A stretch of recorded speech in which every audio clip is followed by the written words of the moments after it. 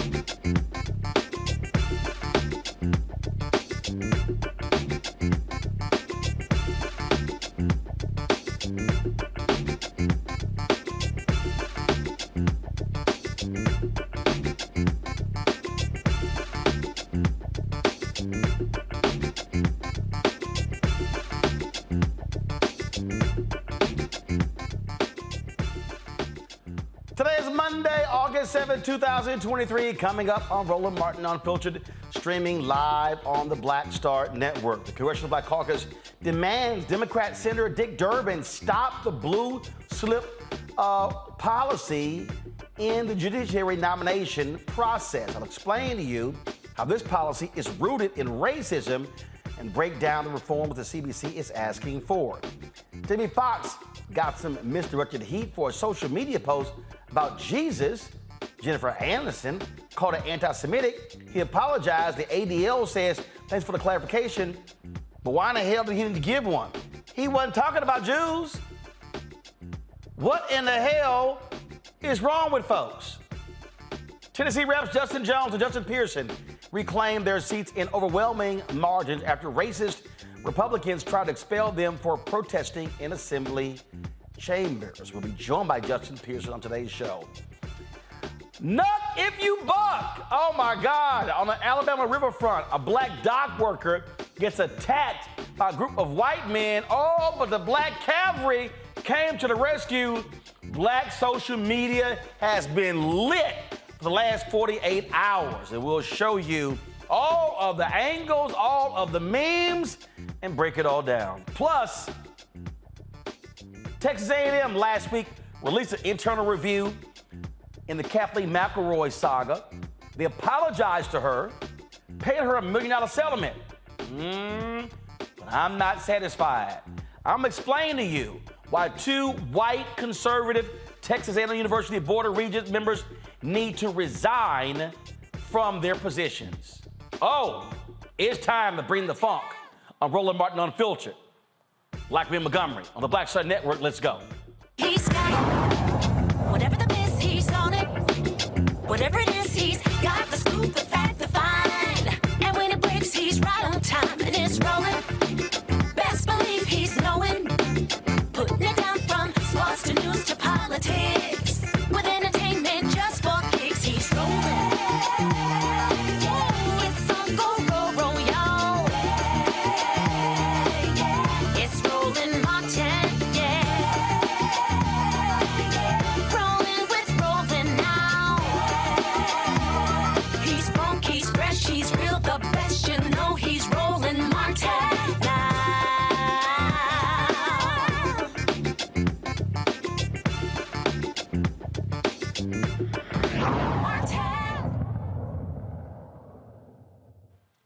when you win, you are supposed to act like you won. So why are Senate Democrats so weak and timid when it comes to getting their appointments confirmed? The Congressional Black Caucus, they have been challenging Senate Judiciary Committee Chair Dick Durbin for him allowing Republicans to continue to block federal judges, U.S. attorneys, and other positions using the blue slip. Now, the blue slip policy is not constitutional. It's not a rule, it's a custom. And what the custom is that they allow the two senators from a state to determine whether or not a nominee goes forward. So if they return a blue slip, well, then they put a hold on the nomination. Well, the CBC has made it clear that there are two judges that need to be confirmed who have been blocked because of this blue slip. Now, again, the blue slip is a tradition. Again, historically given a home state senator the ability to stop a lower court nominee by refusing to return the blue slip to the committee. The committee chairman, in this case, Democrat Dick Durbin, he decides how strictly the precedent is upheld and enforced. In a letter addressed to Durbin, CBC Chair Stephen Horsford calls on Durbin to use his power as the chairman of the Senate Judiciary Committee to institute several reforms immediately before the CBC can consider the nominations of Jerry Edwards Jr. to the U.S. District Court for the Western District of Louisiana and Brandon Long for the Eastern District of Louisiana. The reforms include waiving the blue slip custom for U.S. Attorney and U.S. Marshals, requiring the return of only one blue slip from a home state senator for each nominee, requiring senators who refuse to return a blue slip for a nominee to state their basis of objection with particularity, example, state why the nominee is unqualified, as a measure of accountability and then to ensure the opposition is non-discriminatory, and memorializing a process to engage CBC members with a jurisdictionality vested interest in the nomination. Now, here's the deal. The blue slip policy, y'all, dates back to Jim Crow. But not only that, it has been used to block black lawyers and African Americans from being able to get many of these positions in Mississippi, in Alabama, in Florida, in Louisiana, in Texas. Now, here's what's crazy. When Trump was president, Republican Senator Ron Johnson and Democrat Tammy Baldwin did not return a blue slip on a judge that came from their state. He didn't give a damn. He went forward anyway. So it's not like we don't have precedent. My panel, Dr. Julianne Malveaux, she's President Emerita, Bennett College, also an economist. Dr. Amakongo Dabinga, a professorial lecturer, School of International Service, American University. Renita Shannon, former Georgia State Representative out of Atlanta. Glad to have three of y'all here. See, here's the thing here, Renita. You got red states that the Democrats are not going to win. Oklahoma. We know DeMario Solomon Simmons has been on here, and they have unfilled judicial nominations. They have unfilled U.S. attorney picks. We now go to other states as well. Biden-Harris in their third year. So it's like, what the hell are you waiting on? When you win, you win. When you win, act like it. Absolutely, you're right. And that is many of the criticisms that folks have in public, which is for Democrats, which is when you win, act like you win and use that full power because you don't know how long you're going to have that full power. And so to reform the blue slip process, the CBC is absolutely correct in this because this has put us Black folks at a disadvantage because that process is so very powerful. As you mentioned, it's just precedent, but people are still sticking to this precedent for the most part. And so we just went through this very recently when we had to get a new federal judge in Georgia, whereby the two U.S. senators pretty much hold all the power as to who is going to get that appointment. And so there definitely needs to be some sort of reform around this. I do like the suggestions that the Black Caucus has to make this more equitable, because anytime that you have got two people and you look at how many people, how low our numbers are in the U.S. Senate as far as Black people that are elected, anytime where you've got two people who are likely not to be Black holding all the power, that never bears well for Black folks. And the thing here, I'm sorry, you got to put a time limit on this, Omokongo. You got to literally say, hey, you know what? We'll give you 6 months, max a year. But damn this holding up stuff for 2, 3, 4 years. Republicans have done this. They have blocked the appointments. I remember when that racist Jesse Helms represented North Carolina, he would go, the court's fine. They don't need any help with their docket. When the judges was complaining, we need help. They were blocking Democrats from appointing judges, and Democrats went along with that crap because like, what happens when we don't have the power? Damn that, you got it right now, use it.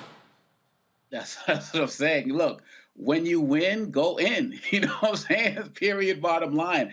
I don't get it. You know, I was already disappointed when I finally realized that Biden really had no interest in expanding the Supreme Court, right? People say, he's a traditionalist, but expanding the court's not breaking the law. But all of these other areas, when you look at the military with Tuberville and what he's doing, there are so many other areas where the Biden administration and the Senate Democrats can really make some headway. We busted our behinds to make sure that we kept the Senate majority. And like you said, this election, this presidency is almost up. We don't know what's going to happen in 2024. We don't know. There's no guarantee there. And to be quite honest, I really feel like actions like these, particularly as they become more public, many average people who don't really follow stuff may not know things like this. But when these stories start to come out, some of the more hardcore Democrats or younger Democrats, this is the type of stuff that's going to make them want to say, what's the point in getting out to vote? Because you guys are not going to be as aggressive as we need you all to be. And we have seen this time and time again with this administration as well as with this Senate. We understand what's going on in the House, but the Senate too many times, and they're on all of this, the gentlewoman, the gentle lady, my dear friend, this and that. These guys their dear friends are supporting racist policies. They're supporting, policies that remove women's choice, and the list goes on and on and on. And as it was said, this is a remnant of Jim Crow. So if you're not going to take a stance on that publicly and fearlessly, many people are going to be asking, what are you doing and why am I wasting my time? Now, I'm not going to ask why am I wasting my time with Democrats, but I am going to say, what are you doing? Julian? I agree with everything that Omokongo and Renita have said. This is ridiculous. 2 judges held in abeyance, don't want to pull the blue slip, whatever the terminology is. This is a remnant of Jim Crow, but even more than that, it ties Democrats' hands. I do not understand. First of all, I don't understand all that gentle lady, They ain't gentle people. They're crazy. So why are we calling them gentle? My dear friend, they're not your friend. They're not coming to your house. But beyond that part, the history is a fraught history. And beyond that part, Democrats need to be more aggressive. Democrats are wusses.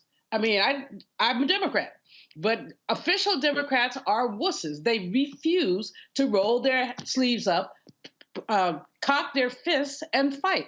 Why do we go through, you got the LaTosha Browns, the Melanie Campbells, why do we go through all the trouble to get people out to vote if once we vote these suckers in, and yes, I said these suckers in, and I'm keeping it clean, once we vote them in, they refuse to do their job. All we're asking them to do is to do their job.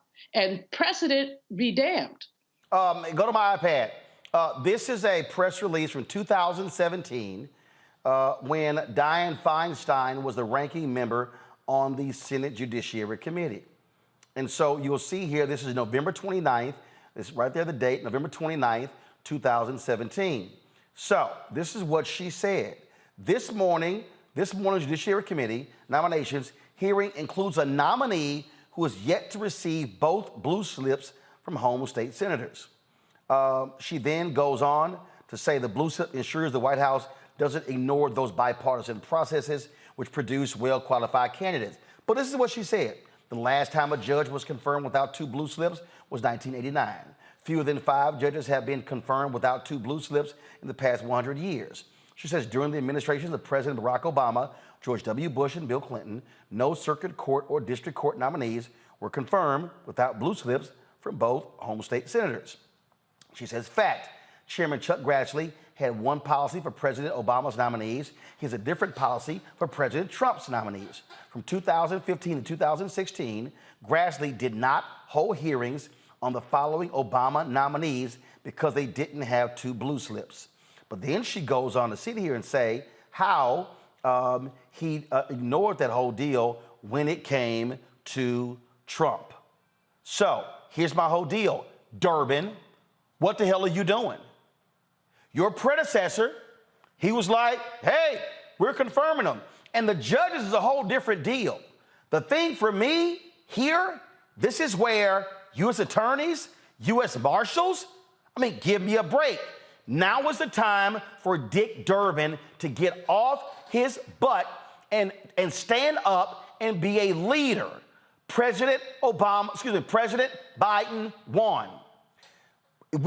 Black folks went out and elected Ossoff and Warnock, giving Democrats the majority in the Senate.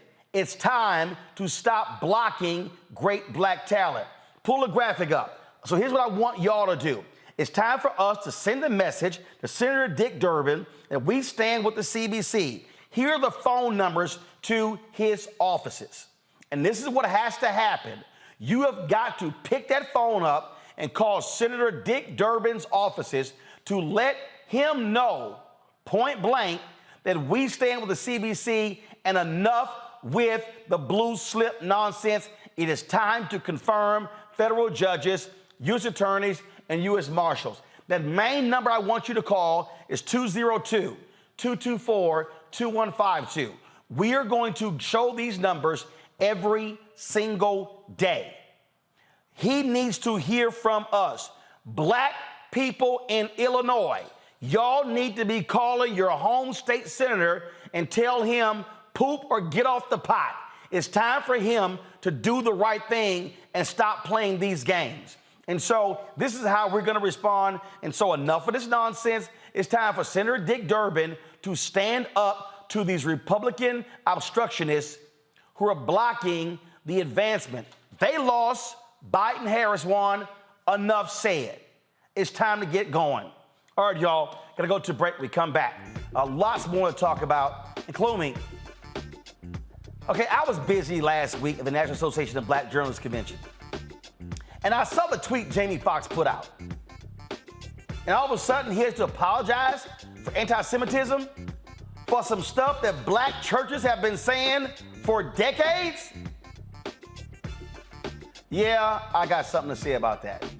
Plus, 2 white conservatives on the Texas A&M Board of Regents showed their ideology and how they blocked a overly qualified black woman from running the Department of Journalism. Texas A&M has released an internal review, including their text messages. It is time for those 2 to resign, and we're going to show you and name them who they are. Lots to break down right here on Roland Martin Unfiltered on the Black Star Network. Y'all watch on YouTube, hit the like button. Download the Black Star Network app, Apple phone, Android phone, Apple TV, Android TV, Roku, Amazon Fire TV, Xbox One, Samsung Smart TV. You can also, of course, join our Bring the Funk fan club. Send a check and money order to P.O. Box 57196, Washington, D.C. 20037-0196. Cash App, $RM Unfiltered. PayPal, R Martin Unfiltered. Venmo is RM Unfiltered. Zelle, Roland at RolandSMartin.com. Roland at RolandMartinUnfiltered.com. We'll be right back. Hatred on the streets, a horrific scene, a white nationalist rally that descended into deadly violence. White people are losing their damn minds. An angry pro-Trump mob storms the U.S. Capitol.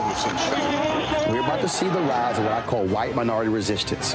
We have seen white folks in this country who simply cannot tolerate black folks voting. I think what we're seeing is the inevitable result of violent denial. This is part of American history. Every time that people of color have made progress, whether real or symbolic, there has been what Carol Anderson at Emory University calls white rage as a backlash. This is the rise of the Proud Boys and the Boogaloo Boys. America, there's going to be more of this. Here's all the Proud Boys, guys. This country is getting increasingly racist in its behaviors and its attitudes because of the fear of white people. The fear that they're taking our jobs, they're taking our resources, they're taking our women. This is white fear.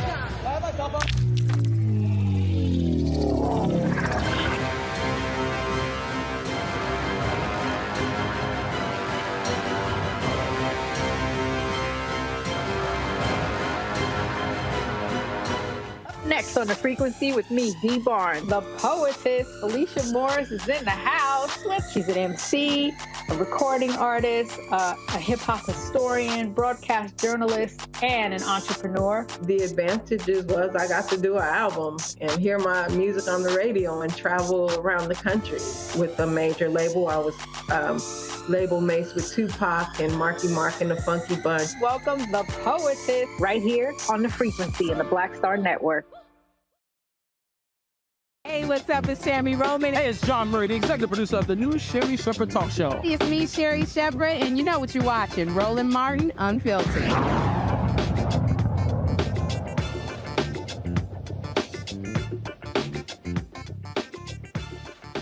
All right, folks, award-winning actor, comedian, as well as singer Jamie Foxx. Well, he got some heat for a social media post. All right, y'all, so this is what he posted. They killed Jesus. They killed this dude named Jesus. What do you think they'll do to you? Hashtag fake friends. That's it. That's the post. It said fake friends, hashtag fake friends. Drop the lower thirds. Hashtag fake friends, hashtag fake love. That's it. That's it. But for some, because he put they said that, he implied that he was talking about Jews. Yeah. Jennifer Aniston is one of them. Y'all got her tweet? Come on, post it. Okay. All right. So, okay, I don't know why we have, hold on. Okay, let me find it. All right, let me find what she posted, y'all. So hold on. So this is what she posted. Jennifer Aniston posted, "This really makes me sick. I did not like this post on purpose or by accident. And more importantly, I want to be clear to my friends and anyone hurt by this showing up in their feeds. I do not support any form of anti-Semitism. And I truly don't tolerate hate of any kind, period." So Jennifer Aniston decides to label this anti-Semitism. So somebody said, actor Jamie Foxx posts horrifically anti-Semitic message to his 16.7 million followers. And then they have the Jamie Foxx post.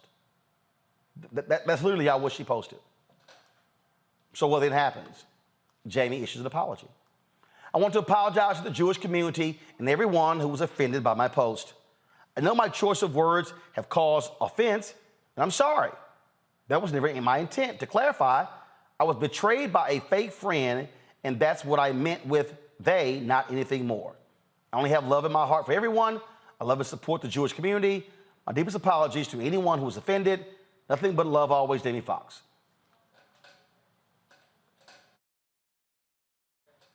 That's what actually happened. That was it, y'all. But, all these people want to weigh in.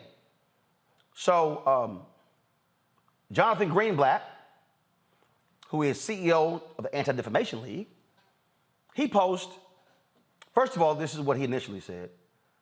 "We welcome Jamie Foxx's apology and thank him for his clarification. Furthermore, we wish him well as he recovers from his prior hospitalization." Then he goes, "Truly appreciate Jamie Foxx reaching out and confirming privately what he also said publicly. His message of love for the Jewish community is crucial in this time of rising hate. We are stronger together." Okay, Jennifer Aniston. Okay, Jonathan Greenblatt. Here's my question for y'all. Do y'all know any black people? Any? Have y'all been to any black churches? Have y'all listened to any black pastors? Because in the black community, they killed Jesus. It's common. Black folks warns people against trusting too easily. In fact, if Jennifer Aniston or Jonathan Greenblatt, if y'all took any time to actually look at social media and look at the responses from black people, you would discover what black people mean. Jamel Hill, "The people intent on misunderstanding you will continue to do so no matter how much you explain yourself. So don't explain yourself. Word to Jamie Foxx. Yep. I mean, we can sit here and go on and on at numerous people right here, and you will see this guy posts, this Jamie Foxx thing illuminates how unfamiliar cultures are with each other sometimes. Black people often state some form of what Jamie said, and it's not about Jewish people, but the world and backstabbers. The root of this saying is John 15:20. That's literally what the brother Darren Briggs said. That's what he said. Dr. Mia Brett, Jamie Foxx used a phrase with its own meaning in the black community. He apologized and doesn't owe us anything. This should be a moment of cross-cultural understanding, not one of forcing black people to understand us without offering the same. Yep. That's black people. Yep. I mean, we can literally go, somebody posted this here. They said, this is the fake friend that Jamie Foxx was talking about. It's a photo of him and Jennifer Aniston. I mean, if I sat here, y'all, and just go through here and read this. In fact, here's the one on Twitter. He says, I'm not going to go into whether or not Jamie Foxx's Instagram post, which was allegedly liked by Jennifer Aniston, is anti-Semitic or not. In the story of Jesus, he was betrayed by a follower named Judas before he was killed by the Roman Empire. The term Judas is another word in pop culture for a fake friend. I believe that this is what Jamie Foxx was alluding to, and given the fact that he adamantly apologized, I tend to believe him. With this said, the myth that Jesus was killed by Jewish people is simply incorrect. Even Pope Benedict XVI said there's no basis for this myth. People are too fast to attack one another, trying to put things in context, in my honest opinion. There's no place for anti-Semitism in America, but when we water down the definition of an anti-Semite, or for that matter, other terms like groomers, pedophiles, or cults, you're doing a disservice to society and a service to anti-Semites, groomers, pedophiles, and cults. Chill out, people. Humanity isn't as bad as you think. Okay, that's it. Krassenstein. Okay, all right, that's what he posted. Jamie Foxx was talking about fake friends. So it's only ironic that he gets heat from someone that was on the fake living single. Excellent point. The point here I think is really important, and that is non-black people should understand that there are things that we say that ain't about them. There are phrases that we use, black mamas, black daddies, black pastors, black deacons, black evangelists, all the time. And if the ADL or anybody else is going to demand an apology from black people, y'all going to be asking a whole bunch of pastors to apologize for giving sermons. This, to me, is idiotic. And so are we now supposed to now go, let me walk carefully anytime we say they? This is nonsensical. And Jennifer Aniston, you were wrong. Those of you who chose to highlight this, y'all are wrong too. And so at some point, if everyone, and y'all, oh my goodness, when I say y'all, oh my God, is he mentioning us who are Jewish? No, y'all means everybody not black.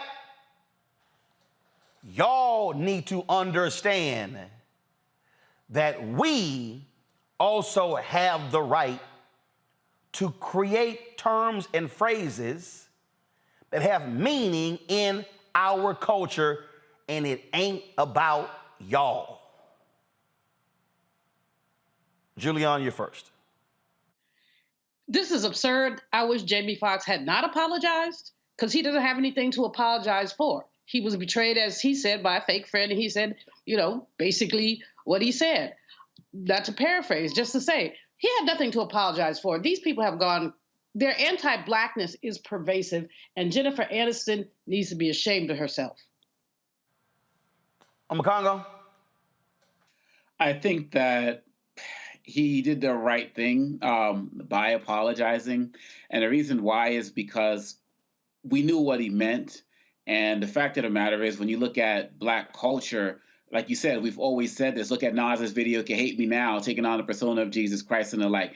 And because he didn't mean to offend anybody, I think it made sense for him to just say, hey, this is what I meant. Now, beyond that, we need to take advantage of these teachable moments. We know that outrage is an industry nowadays. At the same time, we also know that there are heightened tensions within the Jewish community with these synagogue shootings and the like. But like you said, Roland, people have to understand that we have a culture too. And so he can apologize for that. But where does the part from the Jewish community come in saying, let's have a conversation so we can build? What a lot of people try to do, they try to, label him and connect him to Kanye because they did a song in 2004, and then they started bringing all of these other things into it, and that's where the outrage industry started to pick up. Jennifer Aniston definitely sold him out, and I'm just glad that he did that. But the question for the rest of America and the rest of society is, where do we go from here? Is it, all of a sudden we're going to stop, or are people still going to attack him? Are they going to try to have him lose things, or are we going to try to build and learn from this? Because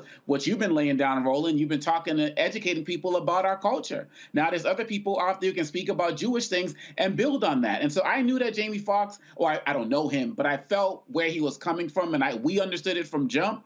But now let's build and continue the conversation together. Well, for me, Renita, this is not necessarily about building a conversation.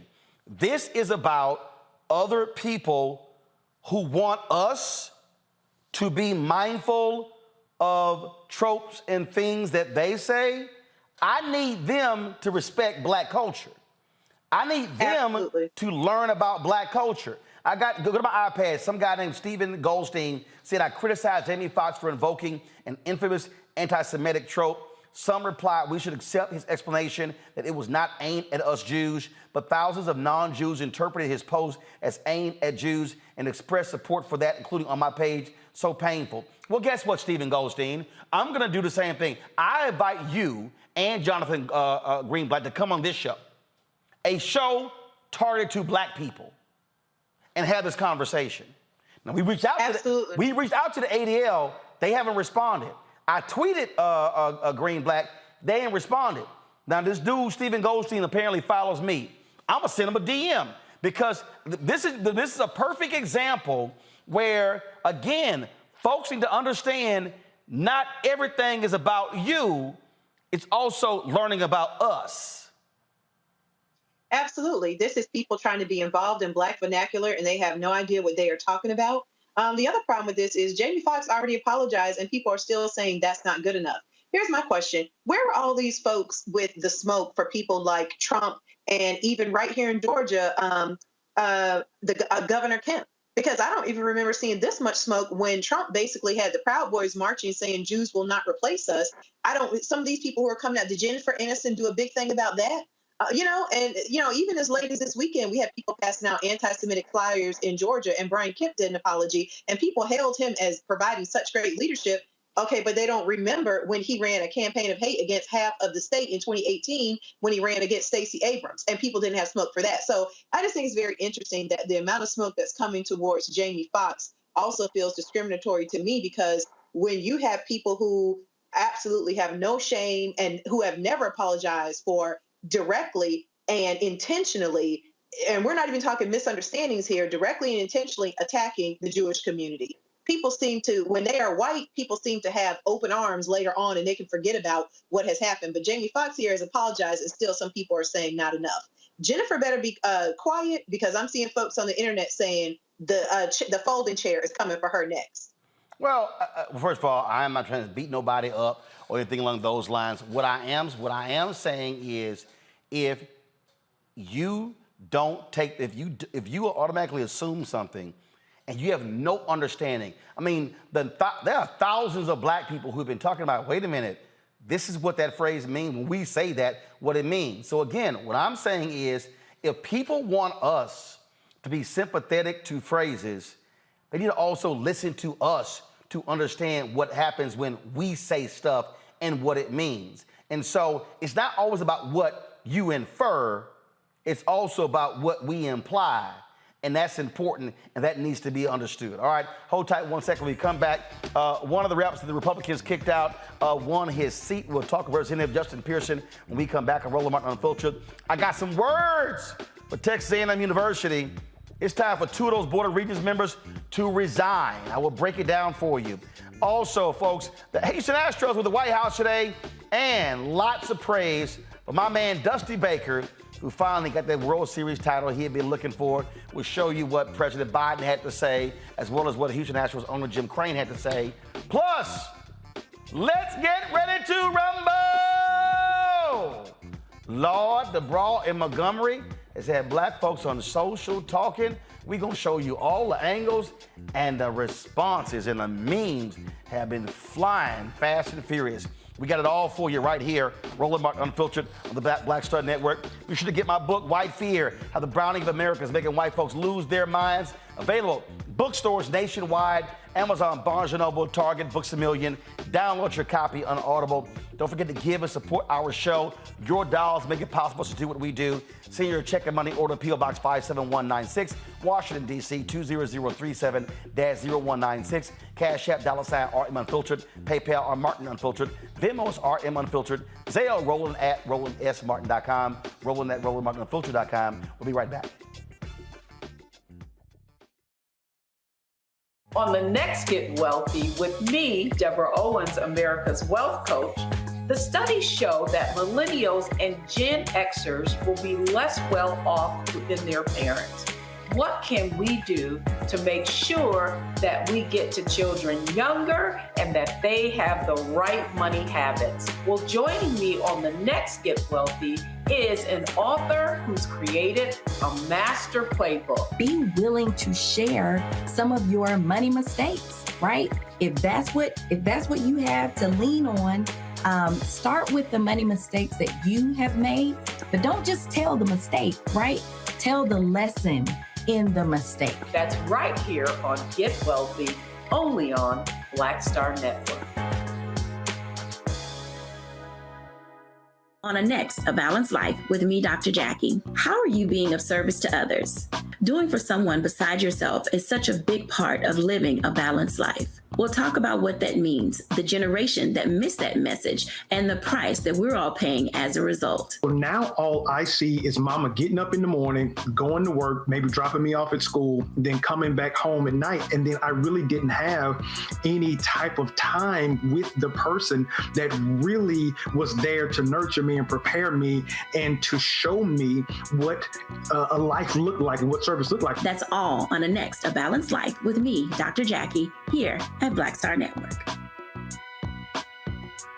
This week on The Black Table with me, Greg Carr, reparations. Is it finally time? 2 of the country's foremost authorities on the subject will join me to try to answer that very question. A powerful installment of The Black Table with me, Greg Carr, right here, only on the Black Star Network.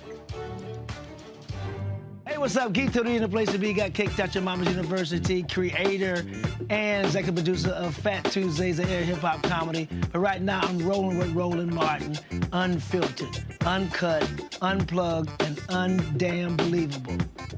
You hear me?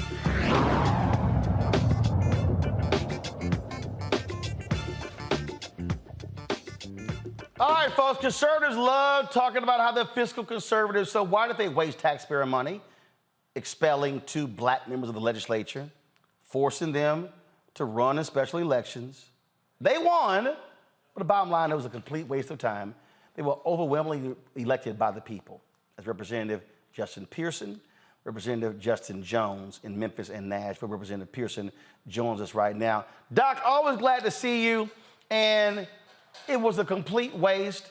They thought it was going to work. It did not. And it really was a waste of money to taxpayers.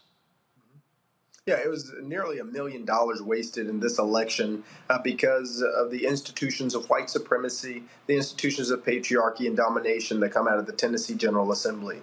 We have an institution that has been embodied and embroiled in its own power and abusing that power against people of color, against black folks, against LGBTQIA folks, against socioeconomically depressed folks for a long time. And anytime that we see a usurpation of that power, anytime we see others who speak up and who are willing to stand up against them, they go to the extreme and they overreach, even to the detriment of our democracy.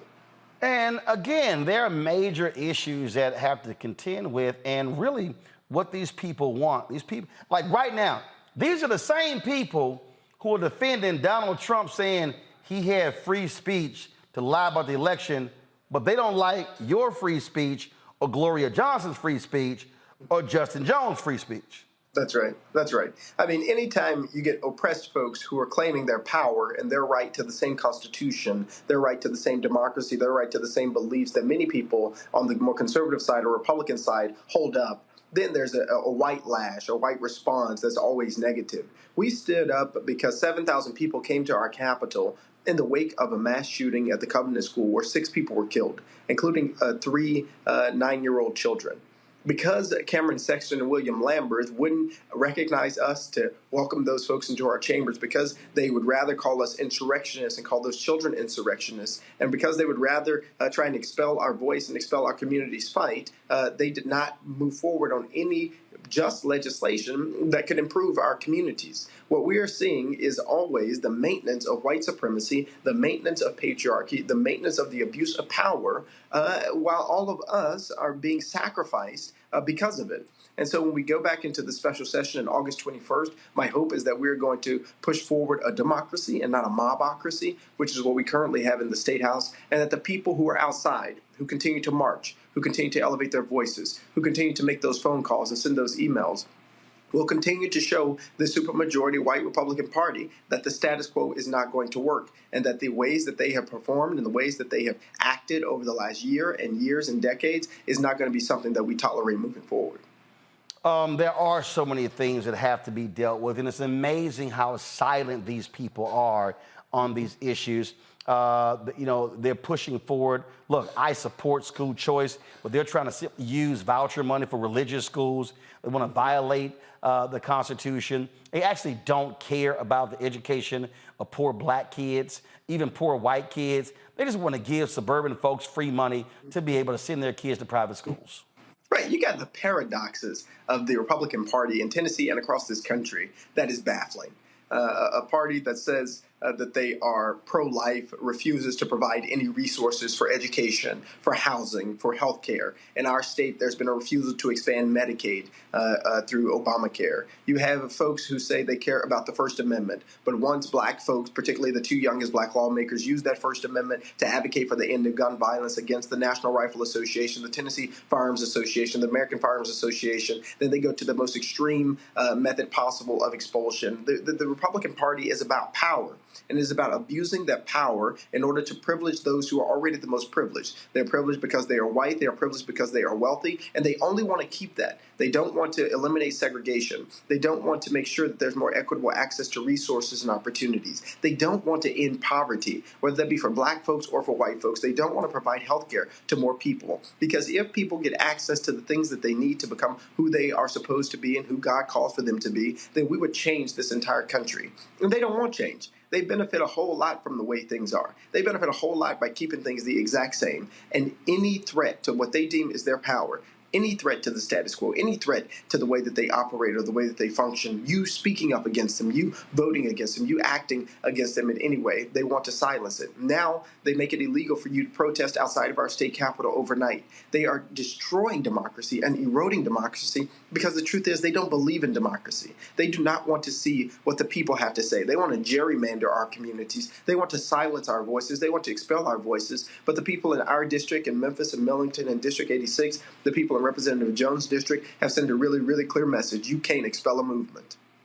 Questions from the panel. Omokongo, you first. Congratulations, Representative Pearson, on your win. I was hearing about a study today that was showing that there are more attempts to suppress the vote in many ways now, more than during the Jim Crow era. Given the fact that you've experienced this firsthand, what message do you give to the rest of the country and the rest of Democrats who may think that Biden's already got it in the bag, we don't have to worry about anything going into 2024, Trump's going to be indicted, et cetera? What message do you have for us? Yeah, our democracy is in peril. The fact that our constituents lost their duly elected representative in the 21st century, in the year 2023, shows you that the Republican Party will go to every length possible to silence our voices and to silence the issues that we care about. We cannot afford to be on the sidelines. There's no room on the sidelines for anybody. There is only room for us to be in the game. And if we go back to the way that things were, if we go back to the conditions under President Trump and under that administration, which was filled with lots of terror for people of color, for black folk, for poor folk, if we go back to that way of operating, we are going to live in a country that is devastating for each of us every single day. I vividly remember barely being able to breathe for 4 years just because we were afraid of what the next tweet was going to say and who was going to be attacked and which community was going to be marginalized. Now that type of behavior has gone into the state houses, is in our state houses currently, and is turning into legislation. We cannot afford to sit on the sidelines. President Biden, Vice President Kamala Harris have to be reelected, and we have to do everything that we can to go to the polls and also to bring a lot more people with us because they are after power. And they will use and wield that power to destroy our environment, to support corporations, to make sure that the wealthy get wealthier and that the poor get poorer. They will do everything they can to restrict access to health care. And this will have serious implications and consequences for us and also generations from now, as we see with the Supreme Court. Renita. Good to see you, Representative Pearson, and really glad to see your reelection results. My question for you is, most of the state legislatures across the country do not have term limits. And so as a result, you can see people serving decades in the same seat. And sometimes that brings a sort of comfortability for folks when we really do need them to fight. How has your return, or should I say, has your return to the Democratic caucus inspired others to take up, to be as ferocious as you are about fighting? What effect has that had? Mm-hmm. Every person who says that they are a Democrat have a responsibility wherever they are to fight with everything that they have. Look, it's hard to be in a supermajority Republican state house, and that's the consequence of gerrymandering and illegal tactics, in my opinion, that have turned a state that is a lot more purple, almost all red, because of those negative practices. But even in a state like Tennessee, in the South, we have a responsibility to advocate and to stand up for our people because our people live there. Our communities are there. People who are being marginalized and being oppressed in this multiracial, multi-ethnic, multi-generational movement. We are realizing that until everybody is benefiting, specifically black women, until they are benefiting, none of us are benefiting. And my hope is that other Democrats in the state of Tennessee and also across the country realize that they can't take your voice. And if they try to, you have to fight for it, and you have to fight for your community and your constituents. It was very disheartening to hear a lot of my colleagues talk about how they've been silenced for years by the supermajority white Republican Party in Tennessee, and they had just become accustomed to it. But if you become accustomed to that, you become silently complicit in our suffering. And we don't have time for that. Not in this moment, not in this time. We've got to use everything that we can, including our voice, including the internet, including all of our resources, to elevate the issues of our community and to fight back against white supremacy and to fight back against patriarchy and to fight back against these systems of injustices that are crippling and hurting our country. Julian? First of all, Representative, congratulations on your win, and thank you for your work. Every time I see you and your colleague, I just feel some kind of way, just proud that you all are there. And for somebody who is elder, I only claim that occasionally. But as an elder, I feel okay about sitting down when young folks like you are standing up. Now, you're in this supermajority state and with Republicans, and a lot of folks are really feeling very discouraged about things like this, about the supermajority state and the inability to get things done. What do you tell young people who are saying, I don't want to vote? I mean, we talked about it earlier, this program. Young people who are turned off primarily because Democrats are wusses, many Democrats, not all of them, but many Democrats. But what do you say to young people, because we're going into 2024, we are going to have an uphill battle. How did we, and we're afraid when we look at posters that young people are turned off. What do you say to young people? What do you say to all of us? One, thank you for your service to our community, to the culture, to the movement. There's a great song, Glory. It says we need the wisdom of the elders and young people's energy. A lot of folks have marched, have protested, have advocated for us to get to this place that we are. And it's so important that we always recognize that and are humble toward those who have served in so many ways to uphold and to keep our communities together.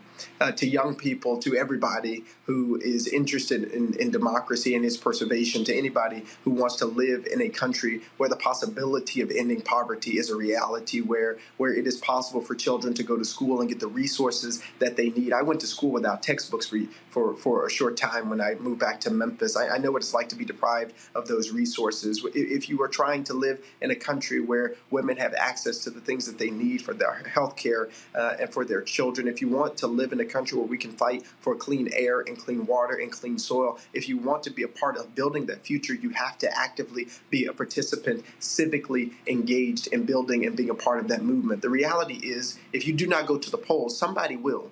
And the person that does go to the polls is the one who is making the decisions for you. The person who does go to the polls is the one who's making the decisions about our economy. They're the one who's making the decisions about spending, going to the top 1% and not to the bottom 99%. The person who does go to the polls is the one who is making sure that their voices get heard for the issues that they care about. And if you do not go, somebody's going to the polls to make that choice and make that decision for you. And for this generation, for Generation Z, for millennials, this is the time.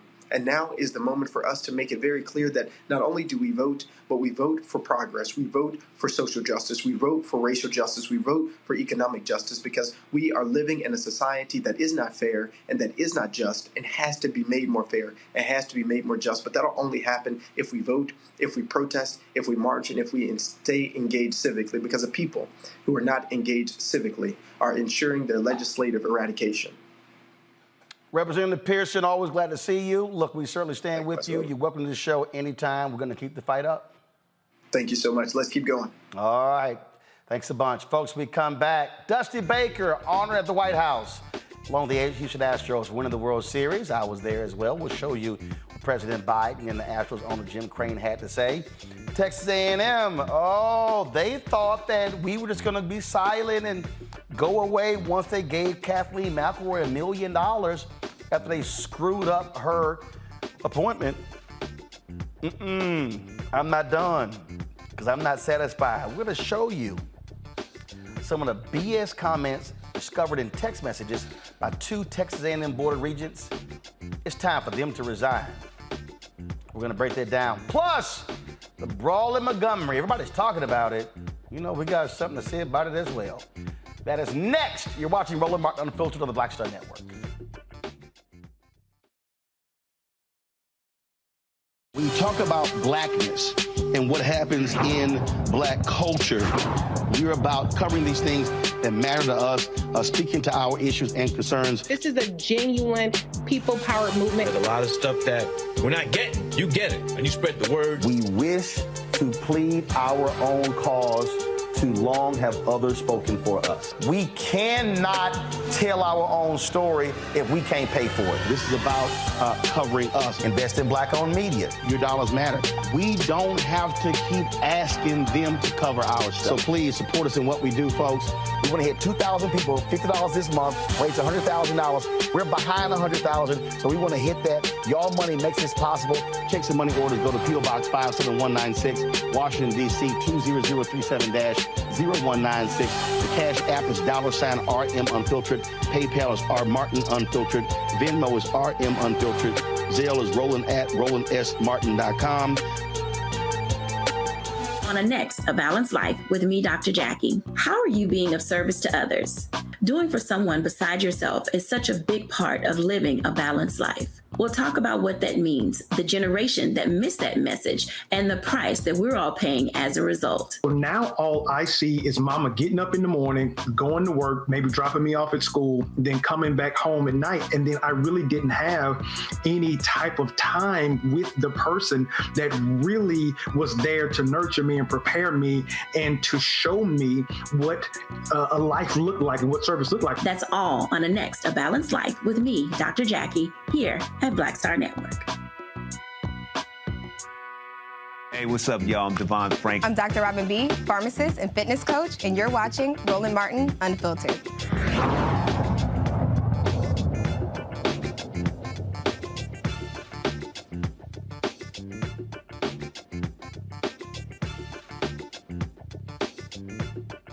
It's black and missing.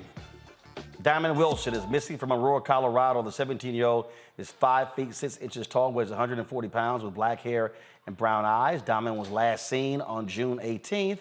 Anyone with information about Diamond Wilson should call the Aurora, Colorado Police Department at 303-627-3100, 303-627-3100.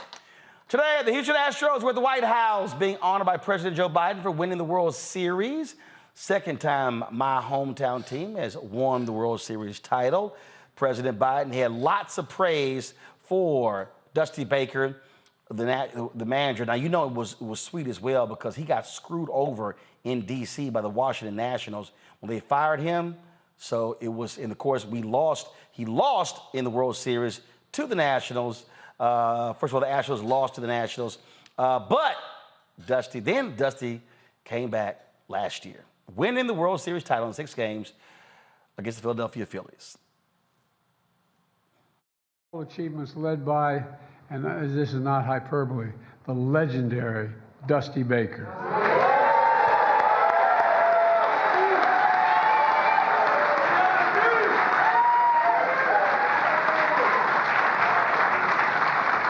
Worst part was I remember rooting for him as a kid, and I was older than he was.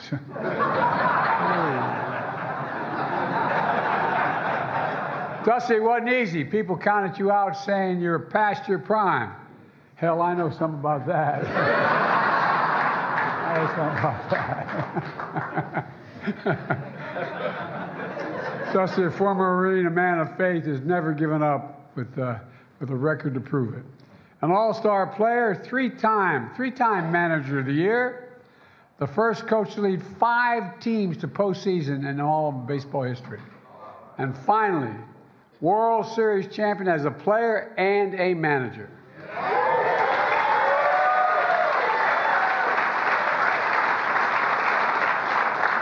There are plenty of folks rooting for the Astros, but the whole country is rooting for Dusty Baker, I promise you that. The whole country. And we were lucky to pick off Dusty a few years ago, and Dusty has an unbelievable career. Everyone knows that, but this year he won a World Series. He hadn't won a World Series, believe it or not. Played one. And I'm happy to turn it over to him, and I'm proud to have Dusty as our manager.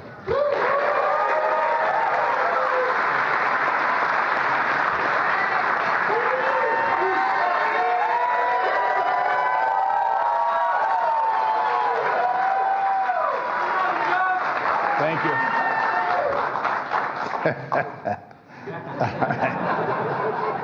Well, thanks, Jim. Good afternoon, and we're honored to be here today to represent the city of Houston and this organization. President Biden, First Lady, Dr. Biden, and your team, we thank you for inviting us to the celebration of our championship. These guys deserve it, and we thank you for the hospitality. These guys standing behind me are the greatest guys that I've been around. They're always bleeding in themselves. They always believed in themselves prior to me even coming here, that they had the ability to win. And they showed what perseverance and character can do for you. I have these readings every day that I read, and that was about today was perseverance. And perseverance has been, you know, the biggest part of my life, and perseverance has been the biggest part of these guys' life, or else you can't make it to the promised land like we did. These guys, you know, we're a group of veterans alongside some incredible young men who stepped into big shoes and made big plays for the biggest stage. We all know baseball is a long season, and they came to play every day. That's what we talk about all the time. They were consistent in their personalities and confidence, and they had each other with unwavering support for each other and love for each other. I mean, I think that is probably one of the biggest things that this team has compared to other teams that I've been in the past, is that they genuinely loved each other. And when I asked the late Bill Russell what was the keys to the Celtics, whom I didn't like very well, he told me that they loved each other. 2022 was never about one individual. It was about a group of men coming together to accomplish something very special for this city that supported them. I love them all. You've got to love each and every one of them, and it's only a way to come together in a special feeling that is tough to describe and hard to repeat, but we plan on repeating exactly that feeling.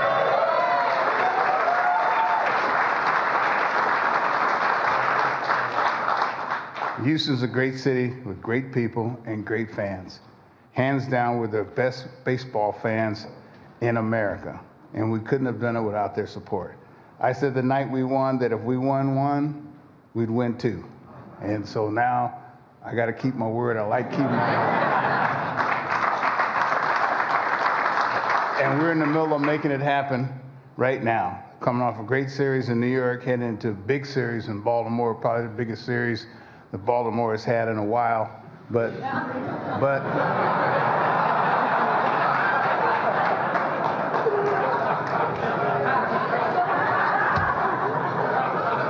hey, I'm known to be honest, you know.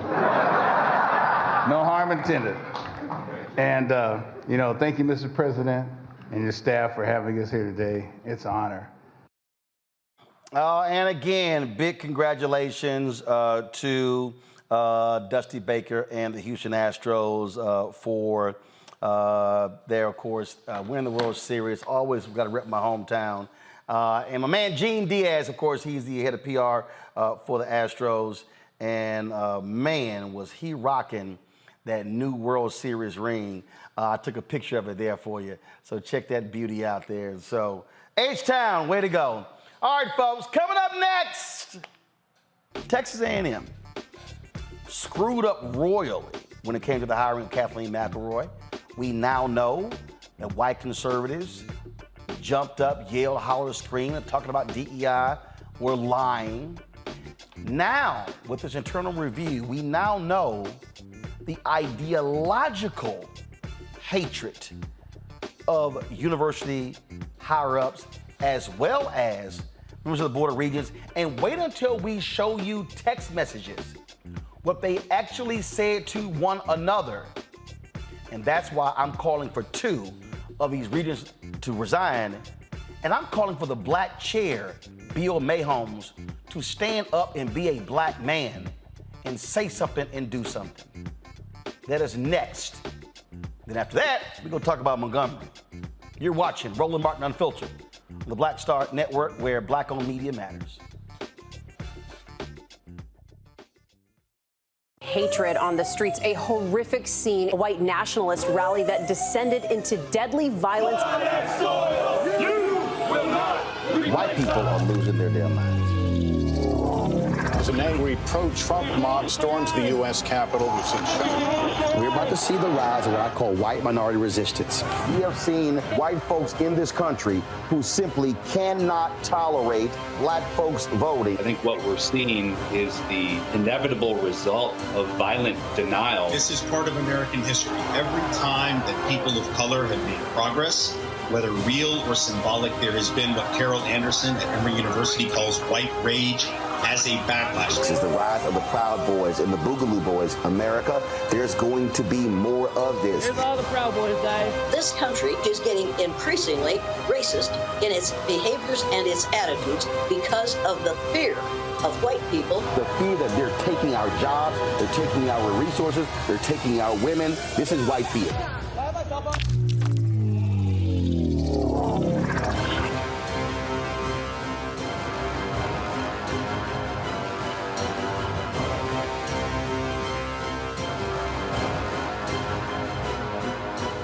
On the next Get Wealthy with me, Deborah Owens, America's Wealth Coach, the studies show that millennials and Gen Xers will be less well off than their parents.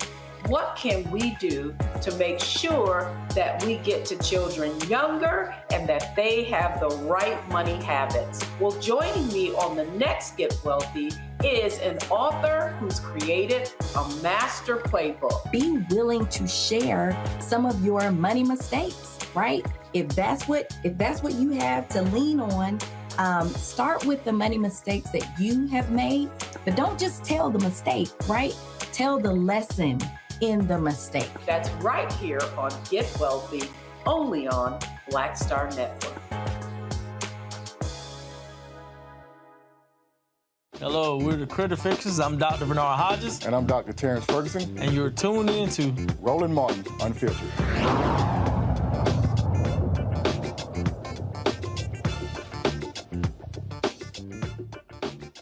All right, folks, we've been telling you about the sad debacle at Texas A&M University with the hiring, or the screwed up hiring, of Kathleen McElroy. So here was the deal. Texas Tribune has been reporting this.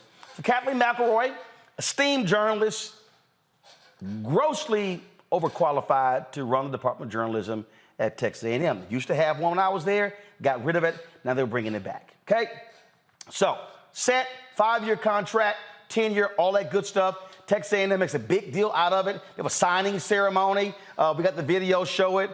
Big hoopla. Again, hiring her. Well, then all of a sudden, that's when the drama started. Then the president got involved, and the Board of Regents got involved. And then that led to changes in the contract. Then she tells what happened. Then all of a sudden, this thing blows up, goes public. President Kathleen Banks, she starts lying. What she didn't know, she wasn't involved. Well, that was all lies. She eventually resigns. Last week, the Texas A&M Board of Regents announced a $1 million settlement with Kathleen McElroy. They also announced, they also apologized for what took place. And so, what then happened was, they released this internal report, this internal review. Ooh, and that's when things got real interesting, folks. And so they began to lay out in this internal review what went wrong and what happened and statements. And so then we began to discover the lies and the deceit that existed. So all the stuff that we were hearing, and it was so funny, I remember when Kathleen Banks, when she addressed the faculty senate, and I had posted on social media, she was lying. I had a couple of people hit me and they say, well, Roland, how do you actually know she's lying? And I'm like, I've been a journalist for a long time. I know when folks start lying because they start making stuff up, and then it just makes no sense whatsoever. Well, now we know that. And now we know, and the report shows that she was lying. It shows that she was extremely involved. The report shows that Kathleen Banks wanted to defer the hiring of McElroy to after the legislature. We also know that she then said to the interim dean of the College of Liberal Arts, did he delete text messages between them? We also know that, based upon the report, that she then also made comments such as, we dodged a bullet. How dare she? Why would she go to the media? On and on and on and on and on. And we know that because of internal review. But what really stands out to me is that in this internal review, we also begin to see the comments from members of the Board of Regents. And so what then happened, again, so this right here is called Memo on Kathleen McElroy. And so you can see this whole thing at www.tamu.edu/internal-review/. Let me say it again. And y'all really ought to go watch it. Well, go look at it. www.tamus.edu/internal-review/. It is absolutely stunning because it says in here, it gives you the whole timeline. What actually happened. It shows you, again, text messages exchanged where they talked about the publicity and things along those. It says right here.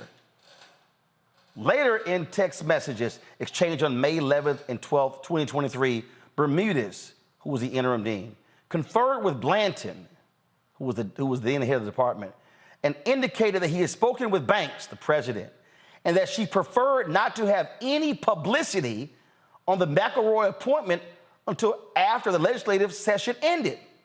Blanton expressed his concern that it could result in negative publicity for the university if we ask a famous black journalist not to share her exciting decision with the world. Not only that, y'all, a famous black journalist who is a graduate of the university.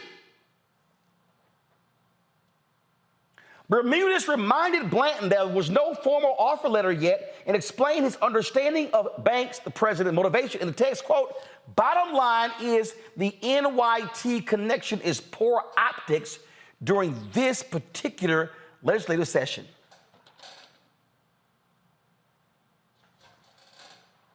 So what Banks was saying was, she was saying, oh, no. Don't mention this because she worked for the New York Times.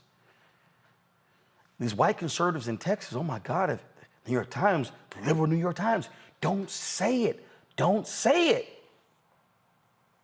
Back to my iPad. McElroy was not informed that her hiring was being delayed due to the legislative session. She was told that the delay was due to administrative requirements and the need to process paperwork. She was lying. She was lying. You go through here, offer letter arrival, was supposed to be tenure, all those things. Then all of a sudden, Texas Scorecard published an article entitled Aggies Hire New York Times Diversity Advocate to Head Journalism the Program. All of us, that was it. So then this conservative website begins to attack her as the DEI queen. And that's when things begin to happen. Then it says, back to the iPad, the Texas Scorecard article generated numerous calls and emails to the president's office at TAMU, including from the Rudder Association, as a right-wing organization, and other former students, raising questions about why a DEI proponent would be hired to serve as director of the new journalism program, not the fact that she had more than 20 years in the New York Times, not the fact that she was a top editor, not the fact that she was a former head of the journalism department at the University of Texas, tops in the states, not any of that. Oh, she was a DEI advocate. Let me be perfectly clear, y'all. The Texas A&M journalism department was weak when I was there. It was. It wasn't even in the top. Let me be perfectly clear with y'all. The Texas A&M journalism department when I was there was weaker than the University of Texas, North Texas State, Sam Houston, the University of Houston, and Texas Southern. I know, because I went to all of them. I saw their programs. We didn't even have a TV station. We didn't even have cameras for our television class. All we had was, we didn't have any radio station. All we had was a school newspaper. I'm speaking from experience. I didn't go there because the journalism school. I went there because my brother was there. It was easy for my parents because we had 3 kids in college at the same time. It was easy for them financially to have us in one place at one time. That's why I went. I was a top student in my magnet school of communications. I was number 1. I could have went to Texas, Northwestern, Missouri, Syracuse. I couldn't afford to. That's why I went. That and a scholarship. That's why I went. But I digress. So you go through this here, and all of a sudden, the review talks about how these regents started getting involved. Oh, in an apparent response to regent inquiries on June 16th, Banks informed Bermudez in a telephone call that there was a potential problem with McElroy obtaining tenure at TAMU. From that conversation, the idea of shifting the position to a non-tenure track professor of practice position emerged. It's unclear if Banks or Bermudez first suggested it. And here's the crazy thing. McElroy was actually fine with that. She just simply wanted to move forward. But Bermudez actually told her, referred to DEI hysteria, and made a comment about McElroy being a black woman who worked at the New York Times. And that's when it went on. And what then ensued was absolute nonsense. What then ensued, folks, was some of the craziest things you've ever seen, massive lies taking place, and it leads to $1 million settlement with Kathleen McElroy. So these folks actually thought that with their apology, that was good enough. They thought with $1 million settlement, that was good enough. Here in their report, these are the documents. They list the emails. They list the emails, everything in here, all the emails in here. You name it. All of this stuff, her letter from her, all of this stuff, background, you name it, all of this stuff. It's all in the report. Now, here's what's hilarious. And I had an Aggie, some dude named Don, who the hell was he? He sent me talking about how he was class of 59 and he did some research and he didn't like her DEI background and we don't have a black army or a white army, we got a U.S. Army.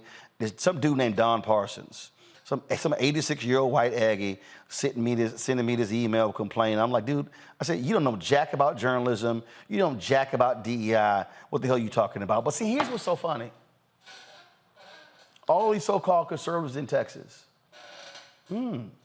fiscal conservatives, y'all, they had to pay a settlement to Kathleen McElroy of $1 million. Go to my iPad. Y'all, this is what she was going to get paid.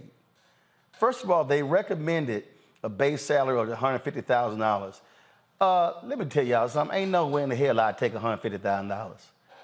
No way in hell. Now, she was already at the University of Texas making $196,000, okay?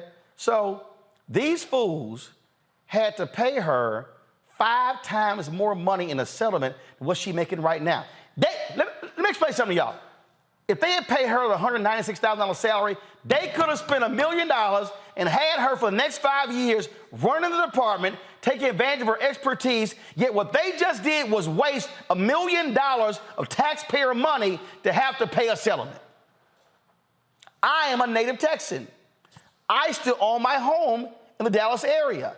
I'm still registered to vote there. They wasted my money.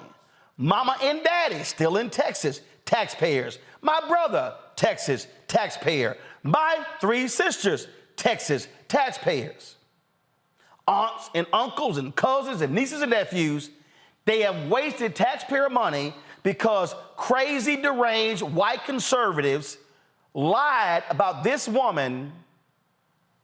And oh my God, we don't like DEI. But y'all don't mind DEI on Saturdays. Y'all don't mind those black 5-star and 4-star recruits running up and down the field. Y'all don't mind DEI on the basketball court in March Madness. Y'all didn't mind DEI on the golf team that just led to the semifinals for the women's golf championship. Y'all don't mind DEI in sports, but now y'all got a problem with DEI. But if you continue to go through, just don't go yet, 'cause I'm gonna pull this up. Because if you start going through the documents, there are other things that you begin to see. You begin to see in here comments being made by certain people. You begin to see what people's what the real position is and their real standing is when it comes to comments. So let me do this for y'all, because y'all gonna love this here. What I'm about to show you are actual text messages that took place between 2 members of the Texas A&M Board of Regents.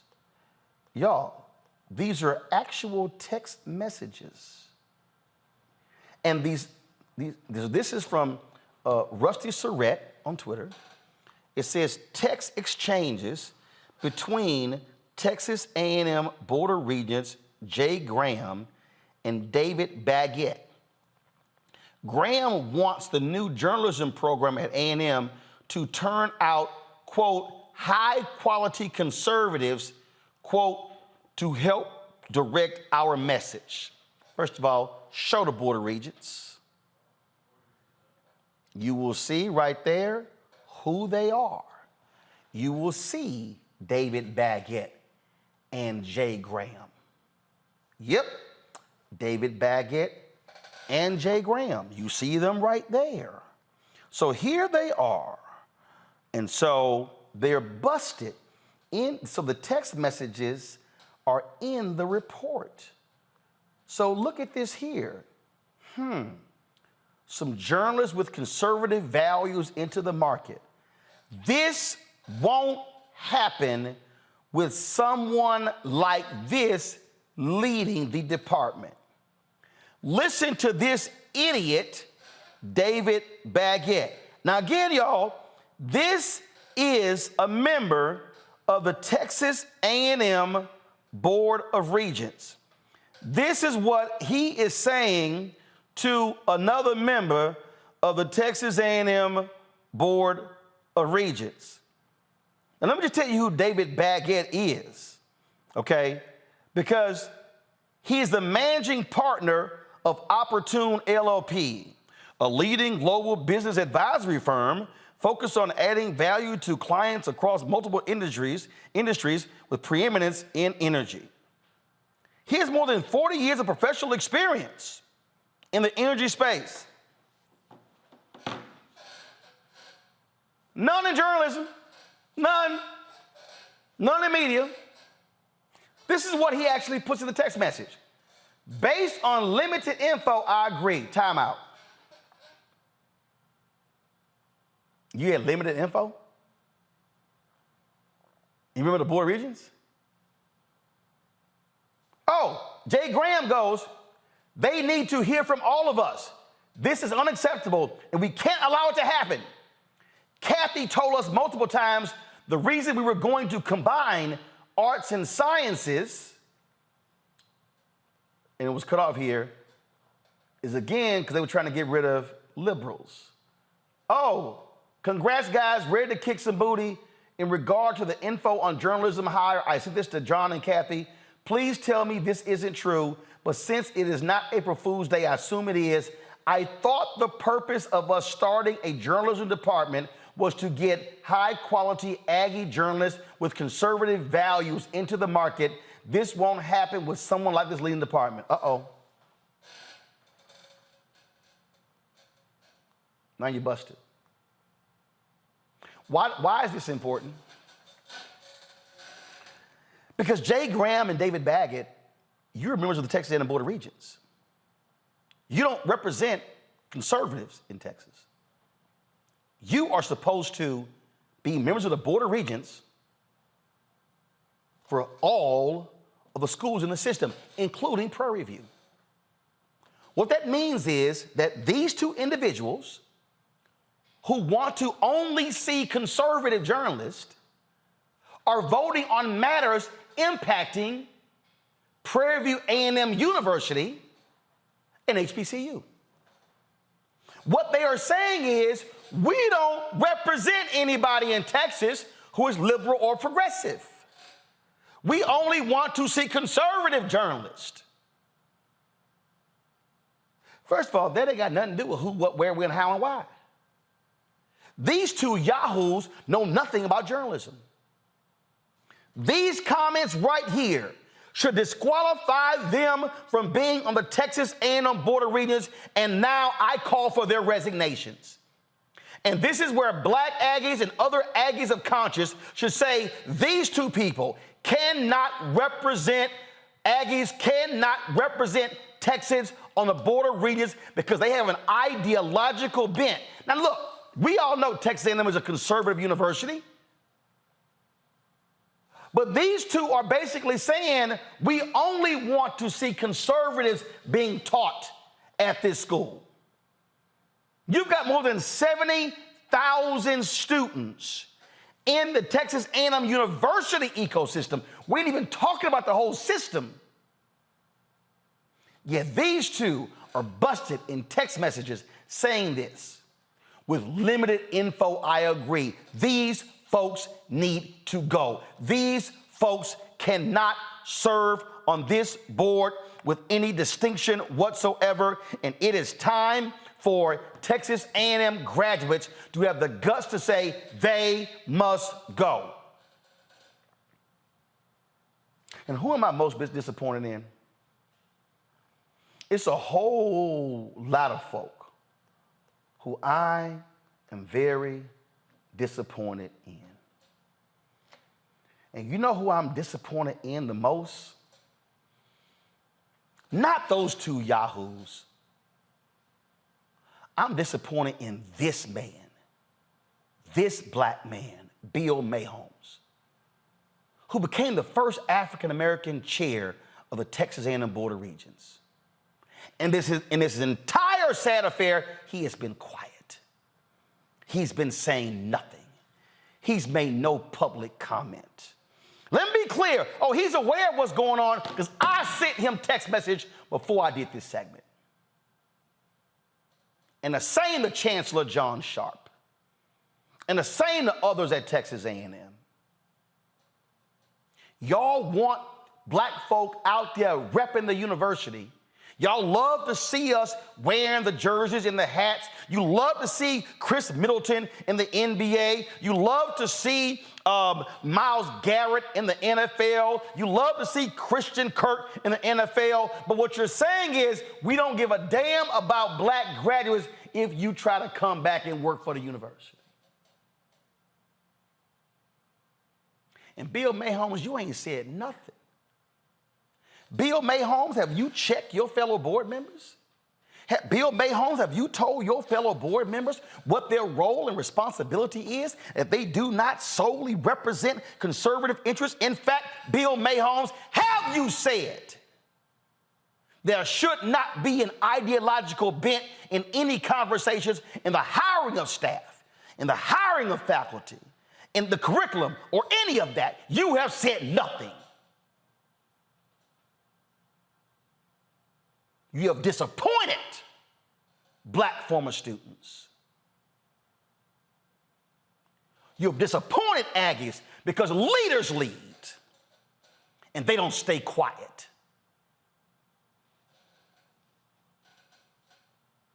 I'm speaking to somebody who's a member of the Texas A&M Journalism Ring of Honor. I'm speaking to somebody who was honored at the first Black Former Student Impact Gala. So when you show up at our Black Former Student events, why are you doing so if you're going to sit and be silent when these things happen? That was a Black former student who they disrespected, and you, based upon the record, you have said nothing publicly. These two individuals, Graham and Baggett, must resign. I am not satisfied with $1 million settlement. Those two must go from the Board of Regents, and the pressure must be applied to put on them. And so here's what we're going to do. Every day, we are going to show you that phone number to Senator Dick Durbin. And every day, we're going to put the phone number and the email out of David Baggett and Jay Graham, and going to call on this audience to let them know it's time for them to go. Bill Mayholmes, the pressure's on you to stand up and lead. The pressure's on you to come address Black former students. And I dare say right now, Chairman Bill Mayholmes, you and Chancellor John Sharp need to call a campus-wide meeting when school resumes to address this issue, and you should specifically address Black students at the university and Black former students. And I'll say it again to any athlete who's considering Texas A&M as long as those two Board of Regents members remain, and as long as Texas A&M does not fully address this issue, I do not want to see any star athlete consider attending Texas A&M. Sign letters of intent with other universities. Trust me, if Texas A&M loses one 5-star prospect, loses one 4-star prospect, all of a sudden, somebody's going to wake up. Because it's abundantly clear that all they give a damn about are black bodies earning them millions on the football field and millions on the basketball court. They don't care about black Texans or black Aggies anywhere else. And just like those black football players in Mississippi said, I'm not playing as long as that Confederate emblem is on that state flag, that sucker was gone in a week. When those black players in Missouri said they were going to boycott, the president, the chancellor, out, who happened to be the former president of Texas A&M. Changes were made because the black athlete used their power and leveraged influence. I'm not satisfied with an apology.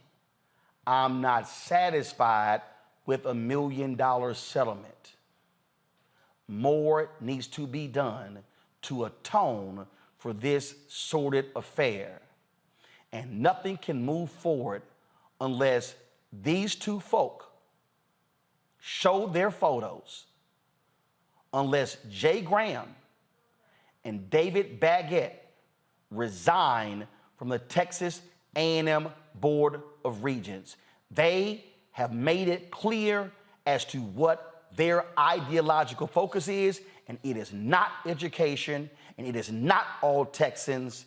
It is a partisan viewpoint, and they must go. Comments from Julian Malveaux. First, Omokongo, then Renita. Well, these folks, they don't belong on the board, obviously. They have no business mixing academia with their political or conservative views. Quite frankly, I think that Bill Mahomes, he too needs to go. If he, as a black man, he's on that board, let's be clear, Roland, he's partially on that board because he is African American. Given that, he has to stand up for African American people. That includes the sister who they treated so badly, but it also includes the students. So for him to be silent in the face of this disqualifies him as well. Now, the only argument I could give for keeping him would be the devil you know versus the devil you don't. Who would they get instead? But university president gone, trustees need to go, he needs to go, and you, as a Texas A&M alum, Aggie, I guess y'all call yourselves, but as an alum, you deserve credit for shining light on this. A lot of people wouldn't.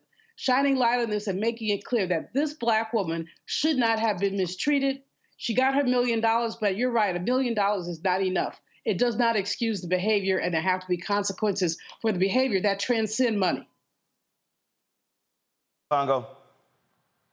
I mean, you know, at what cost white supremacy, right? I mean, at what cost? How much longer are people going to play these games, and how much money are they willing to lose? You're talking about $1 million. You're talking about more prestige, you know, lost to the university. I remember when you first started talking about this, Roland, you said you learned more in your journalism school in high school and the work that you were doing there, and how the famous journalist there was like a country star before you got there. So all of the work that you've done to build it, and other people, and they just want to throw all of that away because this woman worked for the New York Times. And one of the things you also talked about, how they ignore, and they do this to all of us in all of our professions, ignore all of our other qualifications and single out one thing, that she worked for the New York Times. I remember hearing Keith Ellison talking about in Minneapolis, they spent over $100 million in police brutality settlements and lawsuits and the like, more money lost. You hear Ron DeSantis, everything that they're doing, they're about to lose AP courses, and more money is going to be lost.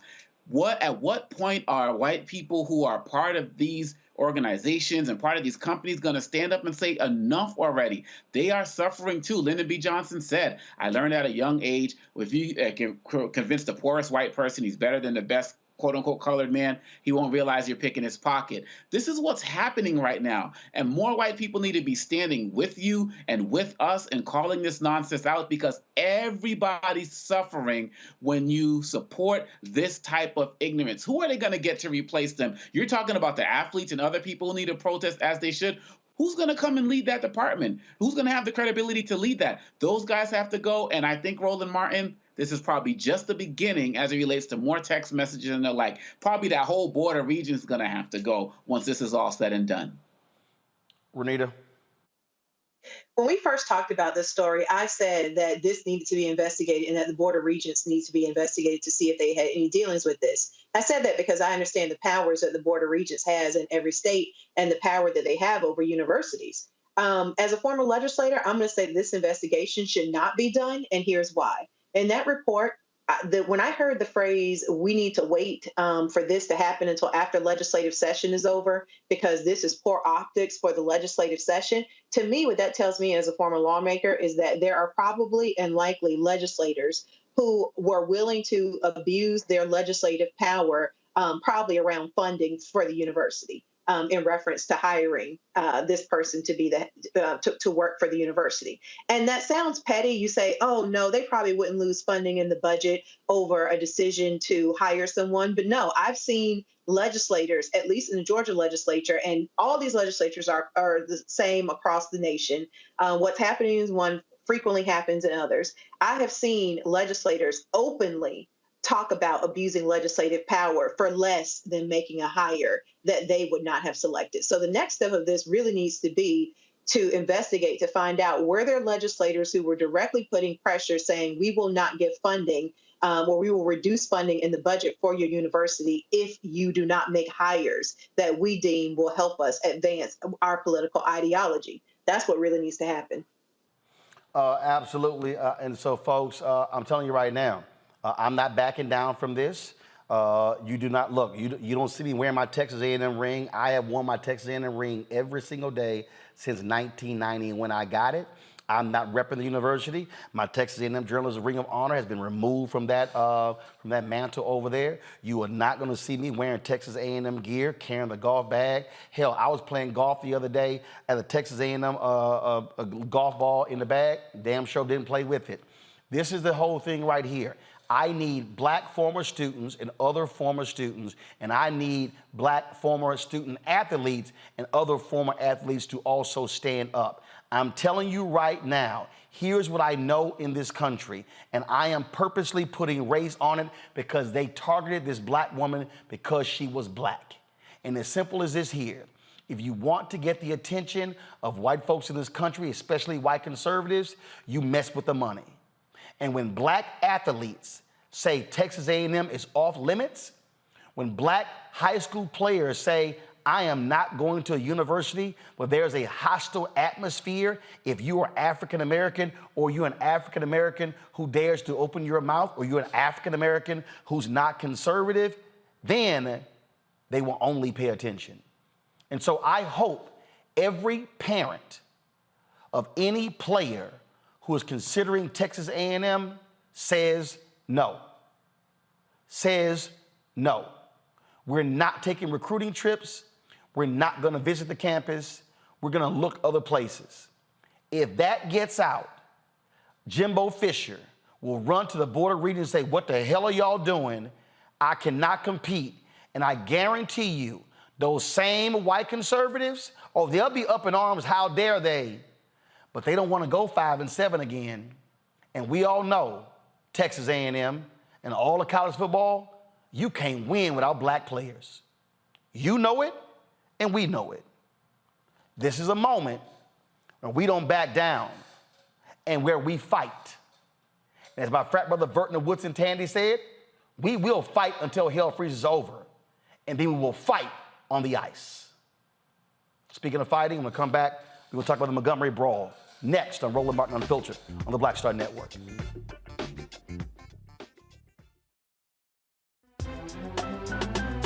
I'm Faraji Muhammad, live from LA. And this is The Culture. The Culture is a two-way conversation. You and me. We talk about the stories, politics, the good, the bad, and the downright ugly. So join our community every day at 3 p.m. Eastern and let your voice be heard. Hey, we're all in this together. So let's talk about it and see what kind of trouble we can get into. It's The Culture. Weekdays at 3, only on the Black Star Network. On the next Get Wealthy with me, Deborah Owens, America's Wealth Coach, the studies show that millennials and Gen Xers will be less well off than their parents.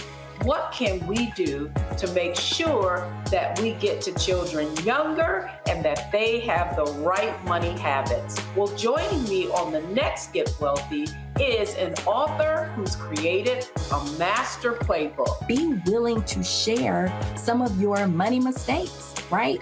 If that's what you have to lean on, start with the money mistakes that you have made, but don't just tell the mistake, right?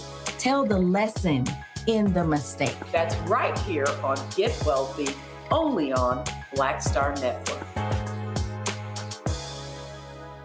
On a next, A Balanced Life with me, Dr. Jackie. How are you being of service to others? Doing for someone beside yourself is such a big part of living a balanced life. We'll talk about what that means, the generation that missed that message, and the price that we're all paying as a result. Well, now all I see is mama getting up in the morning, going to work, maybe dropping me off at school, then coming back home at night. And then I really didn't have any type of time with the person that really was there to nurture me and prepare me and to show me what a life looked like and what service looked like. That's all on the next A Balanced Life with me, Dr. Jackie, here at Black Star Network. This week on The Black Table with me, Greg Carr, reparations. Is it finally time? Two of the country's foremost authorities on the subject will join me to try to answer that very question. A powerful installment of The Black Table with me, Greg Carr, right here, only on the Black Star Network. Hello, I'm Paula J. Parker, truly proud on the Proud Family. I am Tommy Davidson. I play Oscar on Proud Family, Louder and Proud. Hi, I'm Jo Marie Payton, voice of Sugar Mama on Disney's Louder and Prouder, Disney Plus. And I'm with Roland Martin on Unfiltered.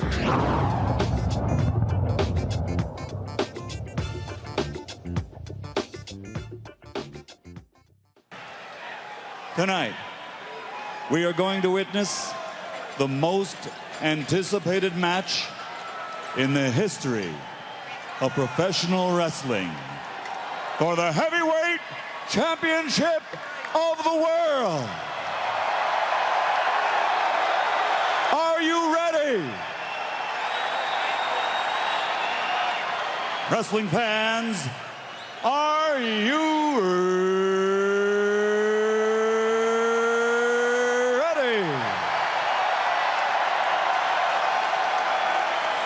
For the thousands in attendance and the millions watching around the world, from the capital city of the United States of America, Washington, D.C., ladies and gentlemen, let's get ready to rumble! All right, y'all, so I'm in Birmingham for the NABJ convention. 7 a.m., my phone goes off. Man, have you seen what happened in Montgomery, Alabama, which is right down the street from Birmingham? So apparently a security guard was trying to arrange boats as terms of them docking. And so this one boat, the folk did not want to move their boat. So this black guy tried to actually do it. And all of a sudden, several white men began to brutally attack him.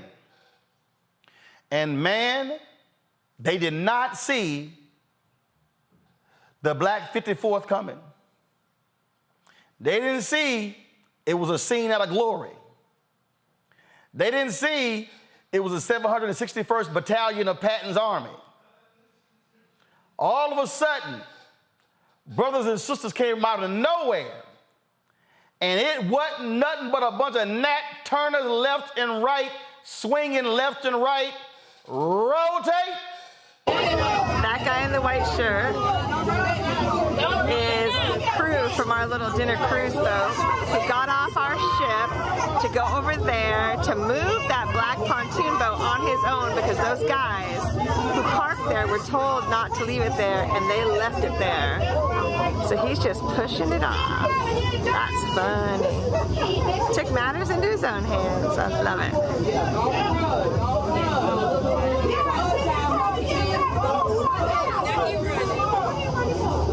I hope the police give him a big old ticket.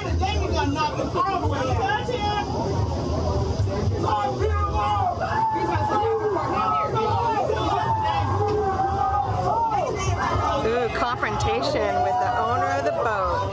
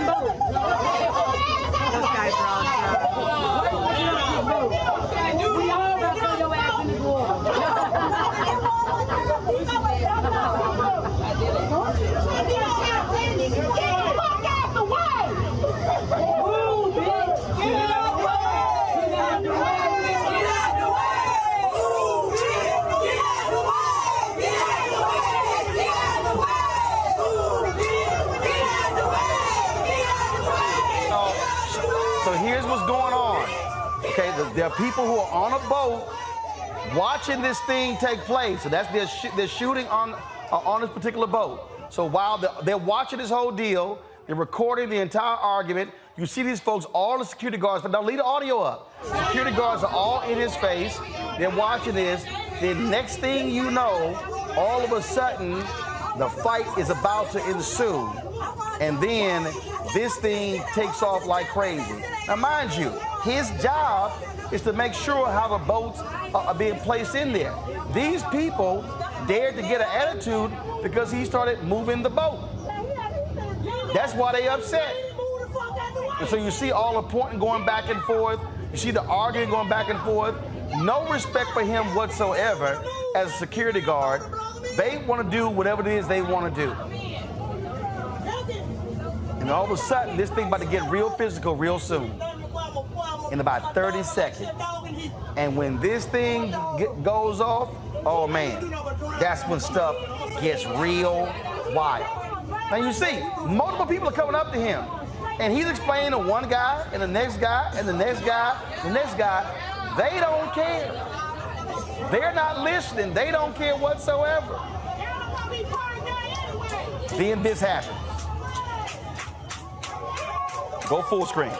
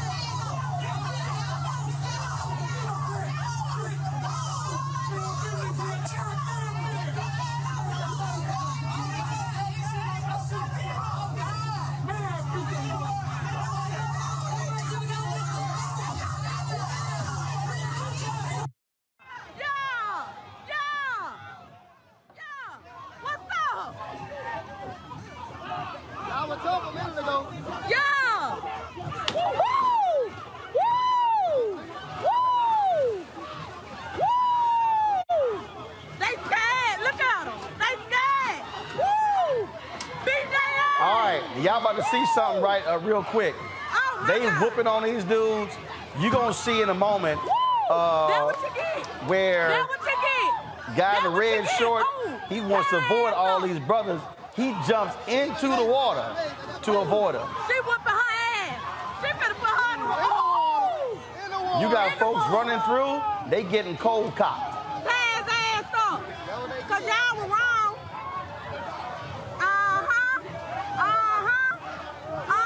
Watch this. Oh, damn. Oh, hell.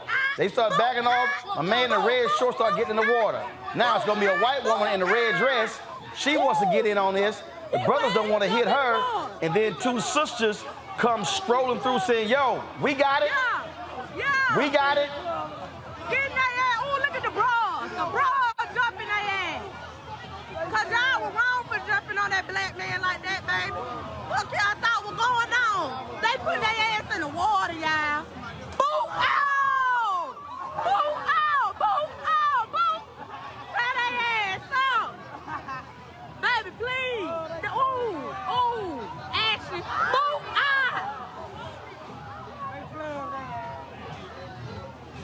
Yo. Look at the man that waving. He was the one that got jumped on. Don't cry though. Hello. Hey, let go, man. It's time to go, man. I need to take a shot. Hey, super my cup. I bet y'all won't try that shit no more. On my mama. These motherfuckers need to have handcuffs on. Ain't no need to cry now. These the ones that started it. Y'all need to put handcuffs on them. Why they down there fucking crying? Them the ones that need to have the handcuffs on right here. Miss Susan McCluskey and all of them. Yeah, they got clubbed up. All of them. All of them. Yeah, come get them. Come get them. Come get them. Yeah. He started that shit. Get them. Yeah. Yeah. All of them. Yeah. Yeah. Yeah. Yeah. All them motherfuckers. Fuck they come out. All they ass. All of them. We got the goddamn video, fuck that. The fuck? That what you get? All that ass. All that ass. All of them. I ain't got shit. All that ass. Hey, all of them. They ain't got no cup. They ain't got no cup. All they motherfucking ass. Cause they should have did that. The man with the white shirt on, they jumped on him. Right there. Right here. All of them. All of them jumped on baby, him. all of them. All of them. That shit was crazy.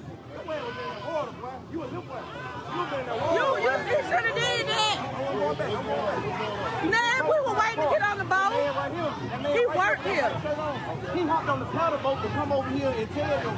They was all over. And they had kept telling them to move their boat, but the Harriet couldn't dock. When he got off, all these white people, they jumped on him. They jumped on him. We were finna beat their ass, but when it boat got so when the boat got off, you know, they came on there. Yeah.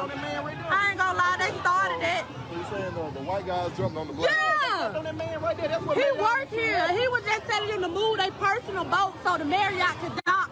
Cause we waiting to get on the sipping cycle, and they keep circling around, and they couldn't get off. Okay. He moved their damn boat, and that's when they came down there and jumped on the damn man. Okay. That's where that came from. Witnesses. What? Just for a statement. We ain't talking about you. Brother. Yeah, they jumped on him. They shouldn't even be arresting him. Okay. They shouldn't even be arresting him. He shouldn't even be arrested. They jumped on him. He wasn't doing shit but his job.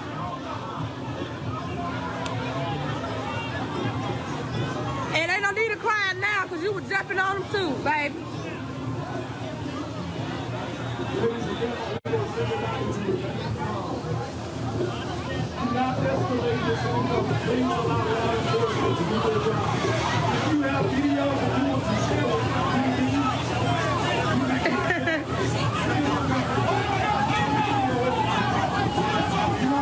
Yep, him too.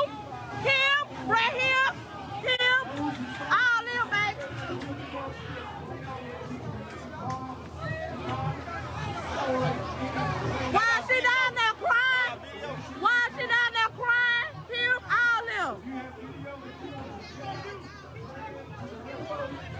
got video? Anybody got video? Anybody got video?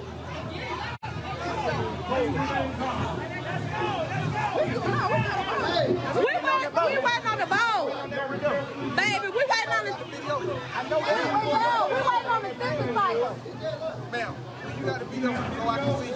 Huh? You got the video. Well, I'm at toe, holding on your damn street. Stomping, jumping, pumping, every car off in this damn thing. Throwing the balls up at these soldiers, screaming and bleeding from their nose. But when we start, that's where we make them hit the flow. Ain't no game off in this thing. We be deep off in your part. All right, so I want y'all to see. You see this white woman, she come running down right there in the white. Then all of a sudden, she jump in there. She about to end up in the water. Watch. That sister's dragging her up. She now in the water. Hey, I told y'all what was going down. This thing got crazy. This thing got crazy. You had chairs that were flying as well. Let me tell you something. It was unbelievable. Again, social media has completely blown up. I tell you, if I type in chair right now in Twitter, I guarantee you this video here is coming up. Look right here, y'all. There have been folks sitting here taking pictures with the chairs. They were sitting here. I mean, all of that. You've seen. Here's another angle of folk swinging. They were not playing around in this battle in Montgomery that took place at the Riverfront, and it was just again unbelievable. And look, the memes have been flying left and right. Somebody put this tweet up. The National Museum of African American History and Culture already got the Battle of Montgomery chair on display. That's one of the memes. Roll the next one, y'all. Come on. Come on, let's go. Here we go. Guns down, chairs up. We've seen that one. Keep going. Keep going. Try that in a small town. Bloody Saturday, Montgomery. This brother already got a photo of the brawl on a T-shirt and already selling the shirt.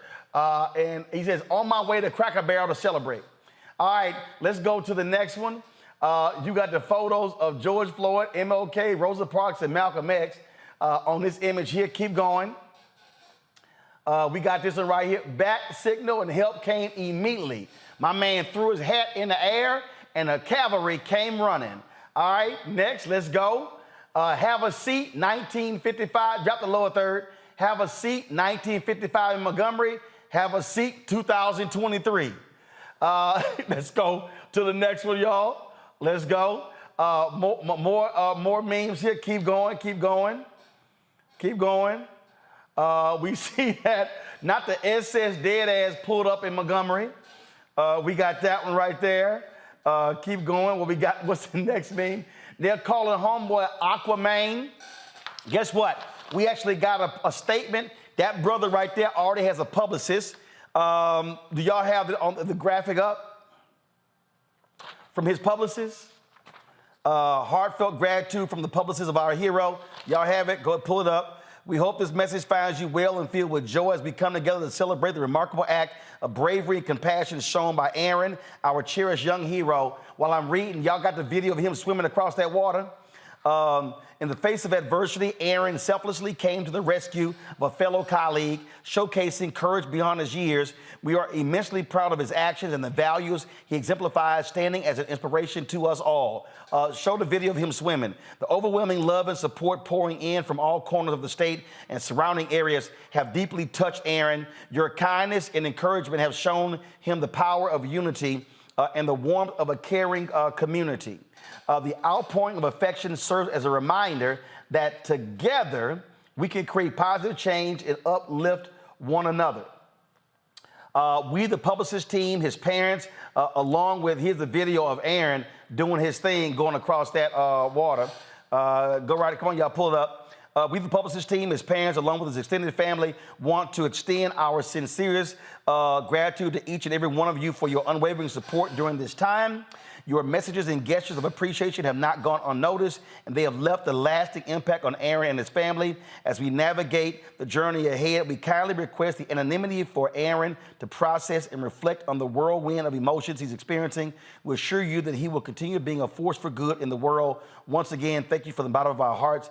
Let's continue to spread love, kindness, and compassion, and together we can make a difference. Makina Lachey is the publicist for that brother right there. Let's go back to some of the mean. Y'all, I'm telling you, the tweets, the Instagram posts, the social media posts, y'all have been absolutely crazy, hilarious. Folks have been saying Juneteenth as a new date. These black folks here crack me up, and black and white folks. They did an actual reenactment, y'all. These black and white folks did a reenactment. They already dogged. They already put with the audio.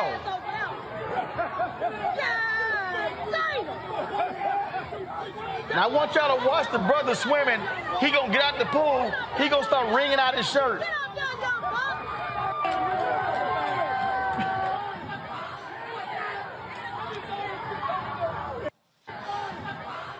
I'm telling y'all, folks have not wasted any time whatsoever. Y'all, they even got, listen, look, y'all, they even dropped brawl training videos. And this sister here, I can't make it up. Watch this.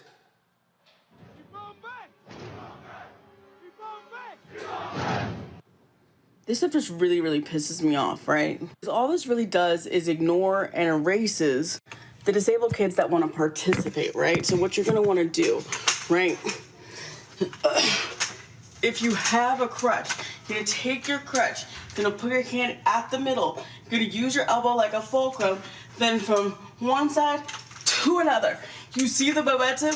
Yeah. Okay. Next time, just make it more accessible and inclusive. She said, let's make it more inclusive. Oh my God, that was too much. Okay, all right. I came across this one here, y'all. Oh dang, what happened to it? Okay, y'all, I gotta show y'all this here. My man has already put out, he's called Song a Day Man. It's called The Ballad of the Montgomery Brawl.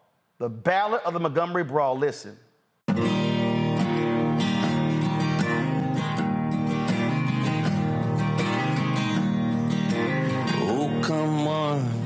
Come on down to the Montgomery Brawl. Swim and run, skip and crawl. Just get yourself to the Montgomery Brawl. 'Cause slaves were disembarked there, right on that same pier. The misplaced white entitlement trickles down through the year. But acts of solidarity, while not fixing all the past, take on waves of meaning like kicking Southern ass. Pride comes before the fall. Down at the Montgomery Brawl, speeding head first to a brick wall. Fuck around, find out at the Montgomery Brawl. There's no happy endings, and there's no recompense. Just reflections of the times we live that make no fucking sense. But you can feel those punches and the men slam to the ground. The triumph of the human spirit as the chair comes crashing down. Heat wave, summer squall. Down at the Montgomery Brawl. Form up, stand tall. Get yourself to the Montgomery Brawl. Swim, run, and skip and crawl. Fuck around, find out at the Montgomery Brawl. Just get yourself to the Montgomery Brawl. Yo, I'm telling y'all, okay, and here's how crazy it is, y'all. Seriously, folk been sitting here. Matter of fact, brother here had to go ahead and respond to Jason Aldean. Listen. That shit might fly in the city. Good luck. Try that in a small town. See how far you make it down the road. Try the small town. Okay, they said y'all tried it. Listen what happened. Okay, all right. Okay, this was too funny. They said, this is how them boys in Montgomery pulled up.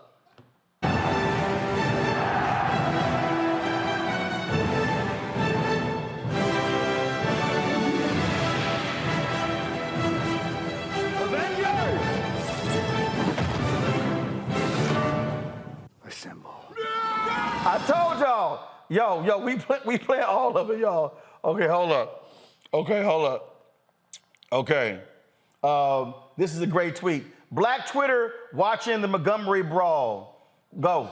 I'm rooting for everybody black. I am. Betting on black tonight. I'm rooting for everybody black. All right, let's see here. I got a couple more. Okay, this is how stupid it is, y'all. People are literally texting me saying, play this one. Okay, hold up. I got to find... let me do this here, okay, because there were some comments made. So, Stephen Reed is the mayor. Do y'all have the mayor's statement? Y'all have it in the control room? Okay, pull it up, please. The mayor of Montgomery. So he's the first black mayor in Montgomery's history. Stephen Reed issued this statement. He said last night the Montgomery Police Department acted swiftly to detain several reckless individuals for attacking a man who was doing his job. Warrants are being signed and justice will be served. This was an unfortunate incident which never should have occurred. As our police department investigate these intolerable actions, we should not become desensitized to violence of any kind in our community. Those who choose violent actions will be held accountable by our criminal justice system. Now, the folks who were involved in this, y'all, they actually, all the folks out are out. People have been sending information talking about asking questions about the Montgomery Bail Project. They said that individuals, everybody is actually out of jail, so no one is still in jail. So there's no need to send resources as well. Again, this here, let me see here. Do y'all have it up? Let me see if I can try. I'm trying to switch. I got some stuff that's on my phone that people are sending me that I want to show y'all. Let's see. Here's a great photo here. Oh, well, let me see if I can pull this down. Folks literally took the photo, took this here. Why this brother here get this photo of the chair, the image of Malcolm X holding an AK-47 by the window. This brother took a picture with him holding a chair by the window looking out. Okay, that's a good one. That's a good one. Okay, all right, let's see here. I saw some other videos, y'all, that have been making me holler and scream. Let's see here. I gotta play this one. Give me 1 second. Give me 1 second. This is a pretty good one here. Somebody took the photo from Good Times and they went to work. So you see right here, they got the Alabama Sweet Tea Party. That's what it's called. They got all the people in the photo sitting there dancing. Come on back, come on back. All right, let me see here. All right, let's see if I can find something else. Let's see here. Oh my God. There are some other hilarious videos that I have seen. This one here is truly funny. Let me go, maybe I can go to the beginning. All right, pull it up. Alabama, bro. Honey, is it because I am an Alabamian or is it because I own a watercraft myself? Here's the deal. Y'all got what y'all deserve. Did you really think you was going to put your hands on somebody that was out there doing their damn job? Not just to keep you safe, but to keep everybody safe at that dock. Here's the problem. People get out there and start drinking out there on the water and come back and they done got big and bad. All right? But you met the wrong one that day, honey. You met the wrong one that day because there was people in places that needed to be put, and they got put in their place. You get up on my face, I can't guarantee what's going to happen to you neither. Now, I don't condone violence. But that right there, y'all got a show put on y'all, and that's y'all's damn fault. Don't get up in nobody's damn face acting like you're going to tell somebody what you're going to do on his damn dock. All right? That's what's wrong with y'all. Y'all get out there in the water and you act crazy and come back and got dealt with. Did y'all see that one man's Crocs? Lord, it looked like his Crocs got his ass whipped. Oh, well, I don't know why everybody wants me to talk about this Alabama bro. Oh, yeah, I'm petty. Okay, all right, let's see here. I'm real petty. I got the what? Oh, yeah, y'all saw the photo? My man had some Crocs. They beat the Crocs off his ass. Look at this here. Lord have mercy. Y'all, they beat the Crocs off of his ass. That is hilarious. All right, check this out. I just got this text message right here. Go to my iPad. It says, "Oh, I'm ready. Just check the garage." And they got a chair hanging in the garage. Somebody worked with a company. They sent me that. They said one of their co-workers sent that to them. All right, hold up. I got another video. All right, Jamal Bryant posted this one. I hollered when I saw this one because you know people got all the videos. Check this out. Go. Audio, come on.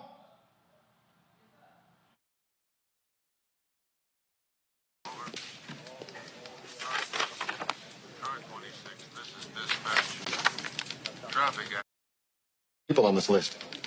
To post and bail for 125 people? Is that a problem? Just a minute.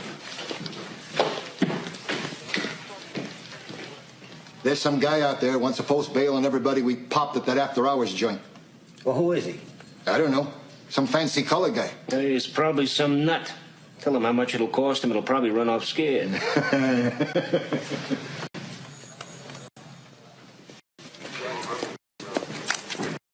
Okay, let's see. 125. Class A misdemeanor will be about 500. 75.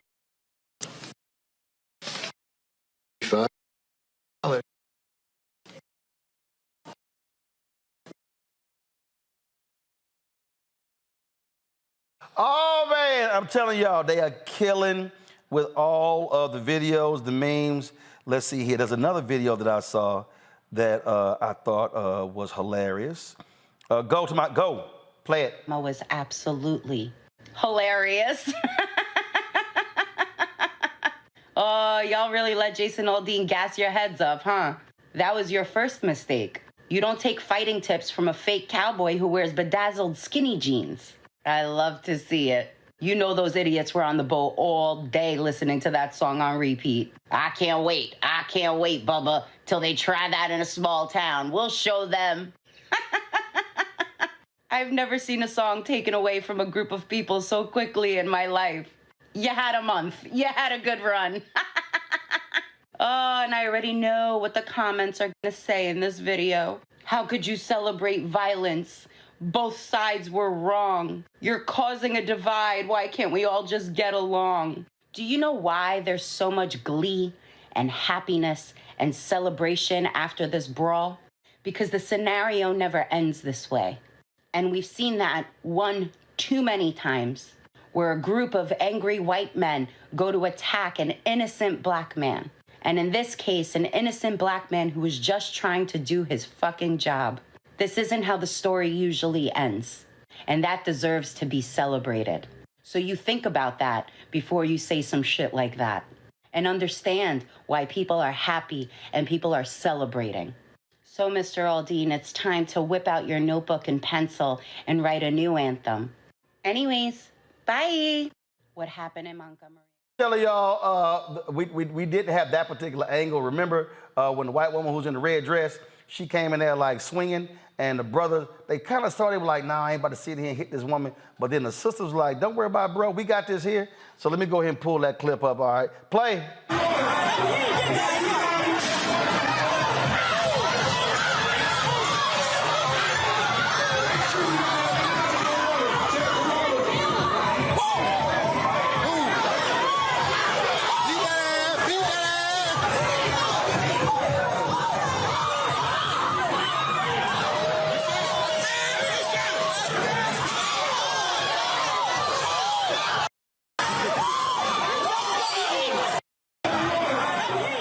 And listen, I'm telling y'all, this thing has been crazy literally for the last 48 hours. I don't know. I've been watching the reaction of Julian, Renita, and Omakongo. Omakongo, I'm gonna start with you. This thing has been lit, and folk have been having a field day with the Montgomery Brawl. Man, it's just like everybody said, it's like not condoning violence, but everybody has the right to self-defense. And, really the end of the day, the solidarity, what was amazing. I don't want to be like pouring, I don't know, sadness on all of this, but I just get concerned about, what could have happened if one of those guys on the boat had a gun in an open carry state. Like, this could have been a lot worse. And I'm concerned about the legal troubles. There was one of the brothers who hit the white woman with a chair, and what's going to happen, should have got arrested for that.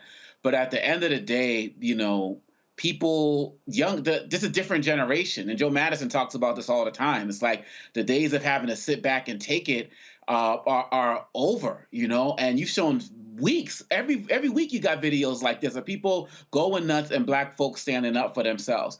And if people are going to go down, folks have decided we're going to go down swinging. And this was a classic and latest example of that. I'm just glad nobody was strapped and that this didn't end up a lot worse. See, this and, is... Jermichael Phelps did his thing. And no, they called him Jermichael. Jermichael, that was amazing, man. That was amazing. But I'm glad it didn't turn out worse. But the thing here, Renita, is here. And I'm gonna say this, and again, this is not glorifying. It's people like, oh man, y'all making light of it. No, we have shown now for multiple years, Black folks barbecuing, a little Black girl selling lemonade, a Black man with his car 1 inch in the crosswalk, a Black man at FedEx and a Black man at UPS trying to deliver packages, getting shot at, getting threatened, getting cussed out, having the cops called on them. Black folks Black man looking at some damn birds in Central Park, and the white woman threatened to call the cops. Black people have been just doing their jobs, going about their regular Black lives, and hell, we just showed the Black guy in a neighborhood, they won't leave his ass alone fishing. I mean, like, they have called the cops. And so people need to understand, Black people are tired of being mistreated by white folks in this country. And guess what? They ran up against a brother and didn't realize, they thought, it's 5 or 6 of us, we can beat him down. No, the Black posse came rolling through. Absolutely. And listen, not all lynchings have to happen with ropes. They were trying to lynch that Black man by jumping on him and beating him, all of those people. And like you said, they thought it was just going to be them and they were going to be able to do this and there would be no consequences. But those people got every single thing that they earned from those Black people. And you can call it condoning violence. I really don't care. They got everything that day that they earned. And so I'm glad that the community did come together to literally save this Black man's life and also probably taught these folks a valuable lesson. Don't try it. So, they all gave him something to work with, and I am here for it. Absolutely. Julian. Well, I have been cracking up. But anyway, right on to the Black people who came together. Shame on those crazy white boys who, as the girl said, they had clearly been drinking. They had been doing something, because what would possess them? Just move your damn boat. All you had to do was move your boat. They didn't have to be a thing. The man was just doing his job. Black folks have had enough. Lots of Black folks are standing up. And it felt good to watch, Roland, I have to tell you. I'm not condoning violence, whatever. But it felt good to watch Black folks coming together and fighting back. And basically that young brother who swam across the thing, get him on the show. Let's hear from him. Let's hear from some of these folks who are there. And right on to the sisters. I mean, that brother showed enormous restraint in not clocking the you-know-what out of that white woman, the red dress on. But the sisters had that. He was trying to be chivalrous. I don't know why. But the sisters had that. And when I saw that sister kicking, again, I'm not applauding violence much. Bottom line is, they came to that man's defense. And I've seen other videos where white folks have been attacked, football games, drunk folks, and folks came to their defense. That's what this was. And if they did not come to his defense, they were gonna beat the hell out of that brother. But I gotta play one more video. I gotta play one more. Here y'all go. Hello, ladies and gentlemen, it's your boy, Keem J. Wells. Today, I want to teach you one of the moves that I saw in the fight video. The key to having the best chair smack is leverage. Hands here, grip here, and then it's more like a, you know how, like what is called ring around the rosy? You just want to come up to here, then back up to here. So we're going to try it again in slow motion. Here. Matter of fact, let's watch the video. Let's see how he did it. Okay, so now it was more like a this. Then you pop a bitch. So it's like, let's do it fast. You ready? Let's do it fast again. You ready? You see my foot? You see, the main thing is the grip in the feet, hands. What'd you say, bitch? Yeah. So there you go. Hello, ladies and gentlemen. I'm sorry, hey y'all. Hey, I don't care what you say. I think I gotta play one more, and I think I gotta play one more. I think there may be two more. But there was one, let me try to find it, that had me hollering. Now, I'm gonna let Keenan know, because you know YouTube may put a block on us showing this video because of music rights. But I could not help myself. Hold on, let me see if I can. Let me try to get my screen share straight. Y'all check this out. Look, black folk been real busy today with these videos. All right, Stephanie Mills sent this one out. Listen.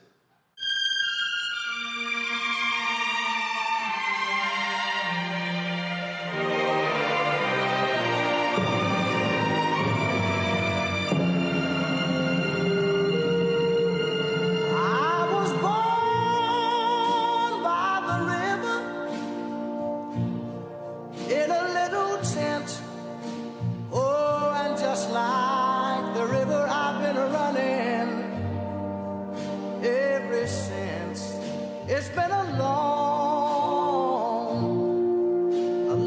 time coming, but I know a change gonna come. Oh, yes it will. It's been too hard living, but I'm afraid to die.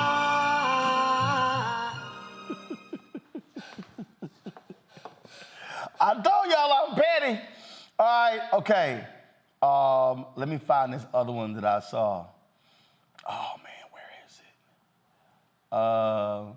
Oh, damn, this is a good one. I just got my open carry license. Come on.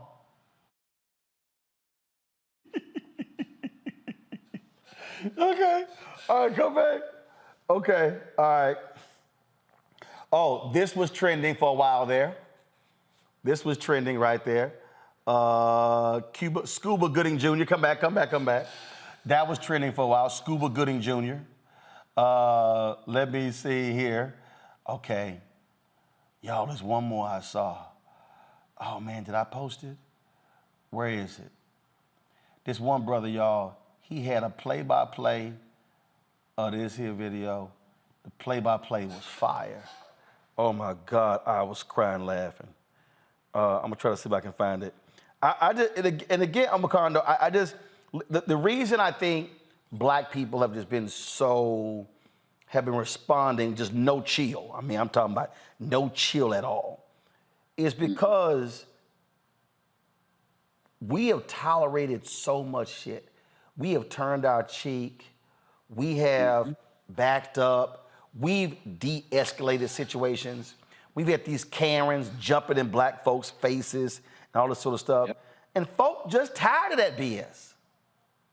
Absolutely, and to be quite honest, we are going to see more of it. I mean, everything that's going on in the political space and the like, and some of these guys actually think they've been deputized by the police or something, and so they feel emboldened to just put their hands on us, and they're not even strapped. They just feel so emboldened to black bodies that they can do that. This man is an employee, and like we all said, what would have happened if people didn't jump in? I mean, they could have beat him up so badly, and just could have fell into the water and drowned. And this is happening everywhere, every single place we go. People who are not even law enforcement, it's like they've been emboldened watching those videos with the police and so on and so forth to feel that they can do anything to us anytime, anywhere. And too many of us are saying enough. I can't think of any black person I know who would not have intervened in that situation, because we're just tired of it. And people have been watching a lot of these videos from, like the 60s and stuff, where so many of our people had to take it, and they think that that's just going to repeat itself. And that it just ain't real anymore. Absolutely, Renita. And but let me also remind people, while a lot of folks have been commenting, this is the same state as we speak that's trying to keep a black second congressional district out of black folks' hands as well. So we ain't just catching hands on the river, we catching hands in the legislature. Right, and you know what? I bet the part where you mentioned about how this is the first black mayor of Montgomery, I bet you that had something to do with tensions probably rising in the area, and it's the white lash that we Donald Trump was there Saturday night. Right, exactly. And it's the white lash that we always talk about. First black mayor of Montgomery, come on. Like, we know what that means. And so at the end of the, there's a candidates forum. At the end of the day, all that happened is Jason Aldean let these Jim Crow relic throwbacks get mollywopped. He walked them right into getting mollywopped. That's what happened. Julian. I love it. I mean, the mayor is a relatively young brother. He's very good. I've met him a couple of times. He's really on the ball. So he managed to put out a nice statement that just basically said no room for violence. But, the statements have been powerful on these videos you're showing, the things that people have to say, the lessons about how to use a chair as a weapon. Black folks have had enough. They really have had enough. And I've seen too many older black people, my mom, my grandmother, swallow in the face of this kind of ignorance, swallow it. I remember my grandmother once, this woman made her move her car. And I was like, Grandma Rose, it was like maybe 67. I was like, oh, hell no, Grandma Rose, don't move your car. But she, rather than get into it with the white woman, she moved her car. And, I had a can of you-know-what, but I was a kid. But in any case, I've seen too many black people have to swallow. What these folks are saying is we're not swallowing the spit anymore. We're not swallowing it. And good for them, good for the community for coming together. Just it feels good to watch. It just really feels good to say this time we stood up. Absolutely. And it is great that happened. And just so folks know, this is only so fitting. And maybe I will end the show with this one, which I think is a great. I think this is probably the most appropriate way to end the show by showing you this important historical fact that the person who patented the folding chair was a black man. Nathaniel Alexander from Lynchburg, Virginia, patented the folding chair. According to his patent, Nathaniel Alexander designed his chair to be used in schools, churches, and other auditoriums. His design included a bookrest that was usable for the person sitting in the seat behind. It was ideal for church or choir use. Below, you can view the patent drawing of Nathaniel Alexander's folding chair. And we now know, Nathaniel, as you are an ancestor, your chair has been used to whoop ass on the riverboat, on the docks, where black slaves were sold in Montgomery, Alabama. Some stuff just come full circle. I'm Makongo, Renita, Julian. I certainly appreciate y'all joining us on today's show. Thank you so very much. Thank all of y'all for tuning in. Clearly, a lot of y'all wanted to hear this conversation. Almost 8,000 of y'all watching right now on YouTube. Hey, since all of y'all now watching, I want y'all to support us in what we do. Mainstream media ain't been covering this. Your dollars matter, all your 8,000 people. And listen, this real, I'm trying to tell y'all, look, we do this every single day. To everybody watching right now, we do this every single day. Black news every single day. So if y'all came back, listen to me clearly, if we had 8,000 to 10,000 people watching our live every single day, our revenue would be so much higher and we could fund this. And so I appreciate all y'all watching, but guess what? The person directing, the person playing the video playback, the person who compile all these videos, they actually require a salary. And so we would love for y'all to chip in. Our goal is to get 50,000 of us, 20,000 contributing $50 each on average for the year, $4.19 a month, 13 cents a day. If you got $1, put $1 on it. 5, 10, 25, 50. You can give more, that'd be great. But if y'all want to support Black-owned media that covers the stuff that matters to you, then we got to put our money where our mouth is and not just comment in the chat. So please send your check and money order. P.O. Box 57196, Washington, D.C. 20037-0196. Cash App is $RM Unfiltered. PayPal, R Martin Unfiltered. Venmo, RM Unfiltered. Zelle, Roland at RolandSMartin.com. Roland at RolandMartinUnfiltered.com. And so, again, we appreciate all of y'all watching, but when you watching just to be watching, it don't help us stay alive and be here every day to cover the stuff that matters to you. So again, y'all come back tomorrow, because guess what? We here same bad time, same bad channel, same bad place, keeping it real, keeping it black, keeping it unfiltered. See you then. Holla! Folks, Black Star Network is here. Hold no punches! I'm real revolutionary right now. Support this man, Black Media. He makes sure that our stories are told. Thank you for being the voice of Black America, Roland. Stay black. I love y'all. All momentum we have now, we have to keep this going. The video looks phenomenal. See, there's a difference between Black Star Network and Black-owned media and something like CNN. You can't be Black-owned media and be scared. It's time to be smart. Bring your eyeballs home. You dig?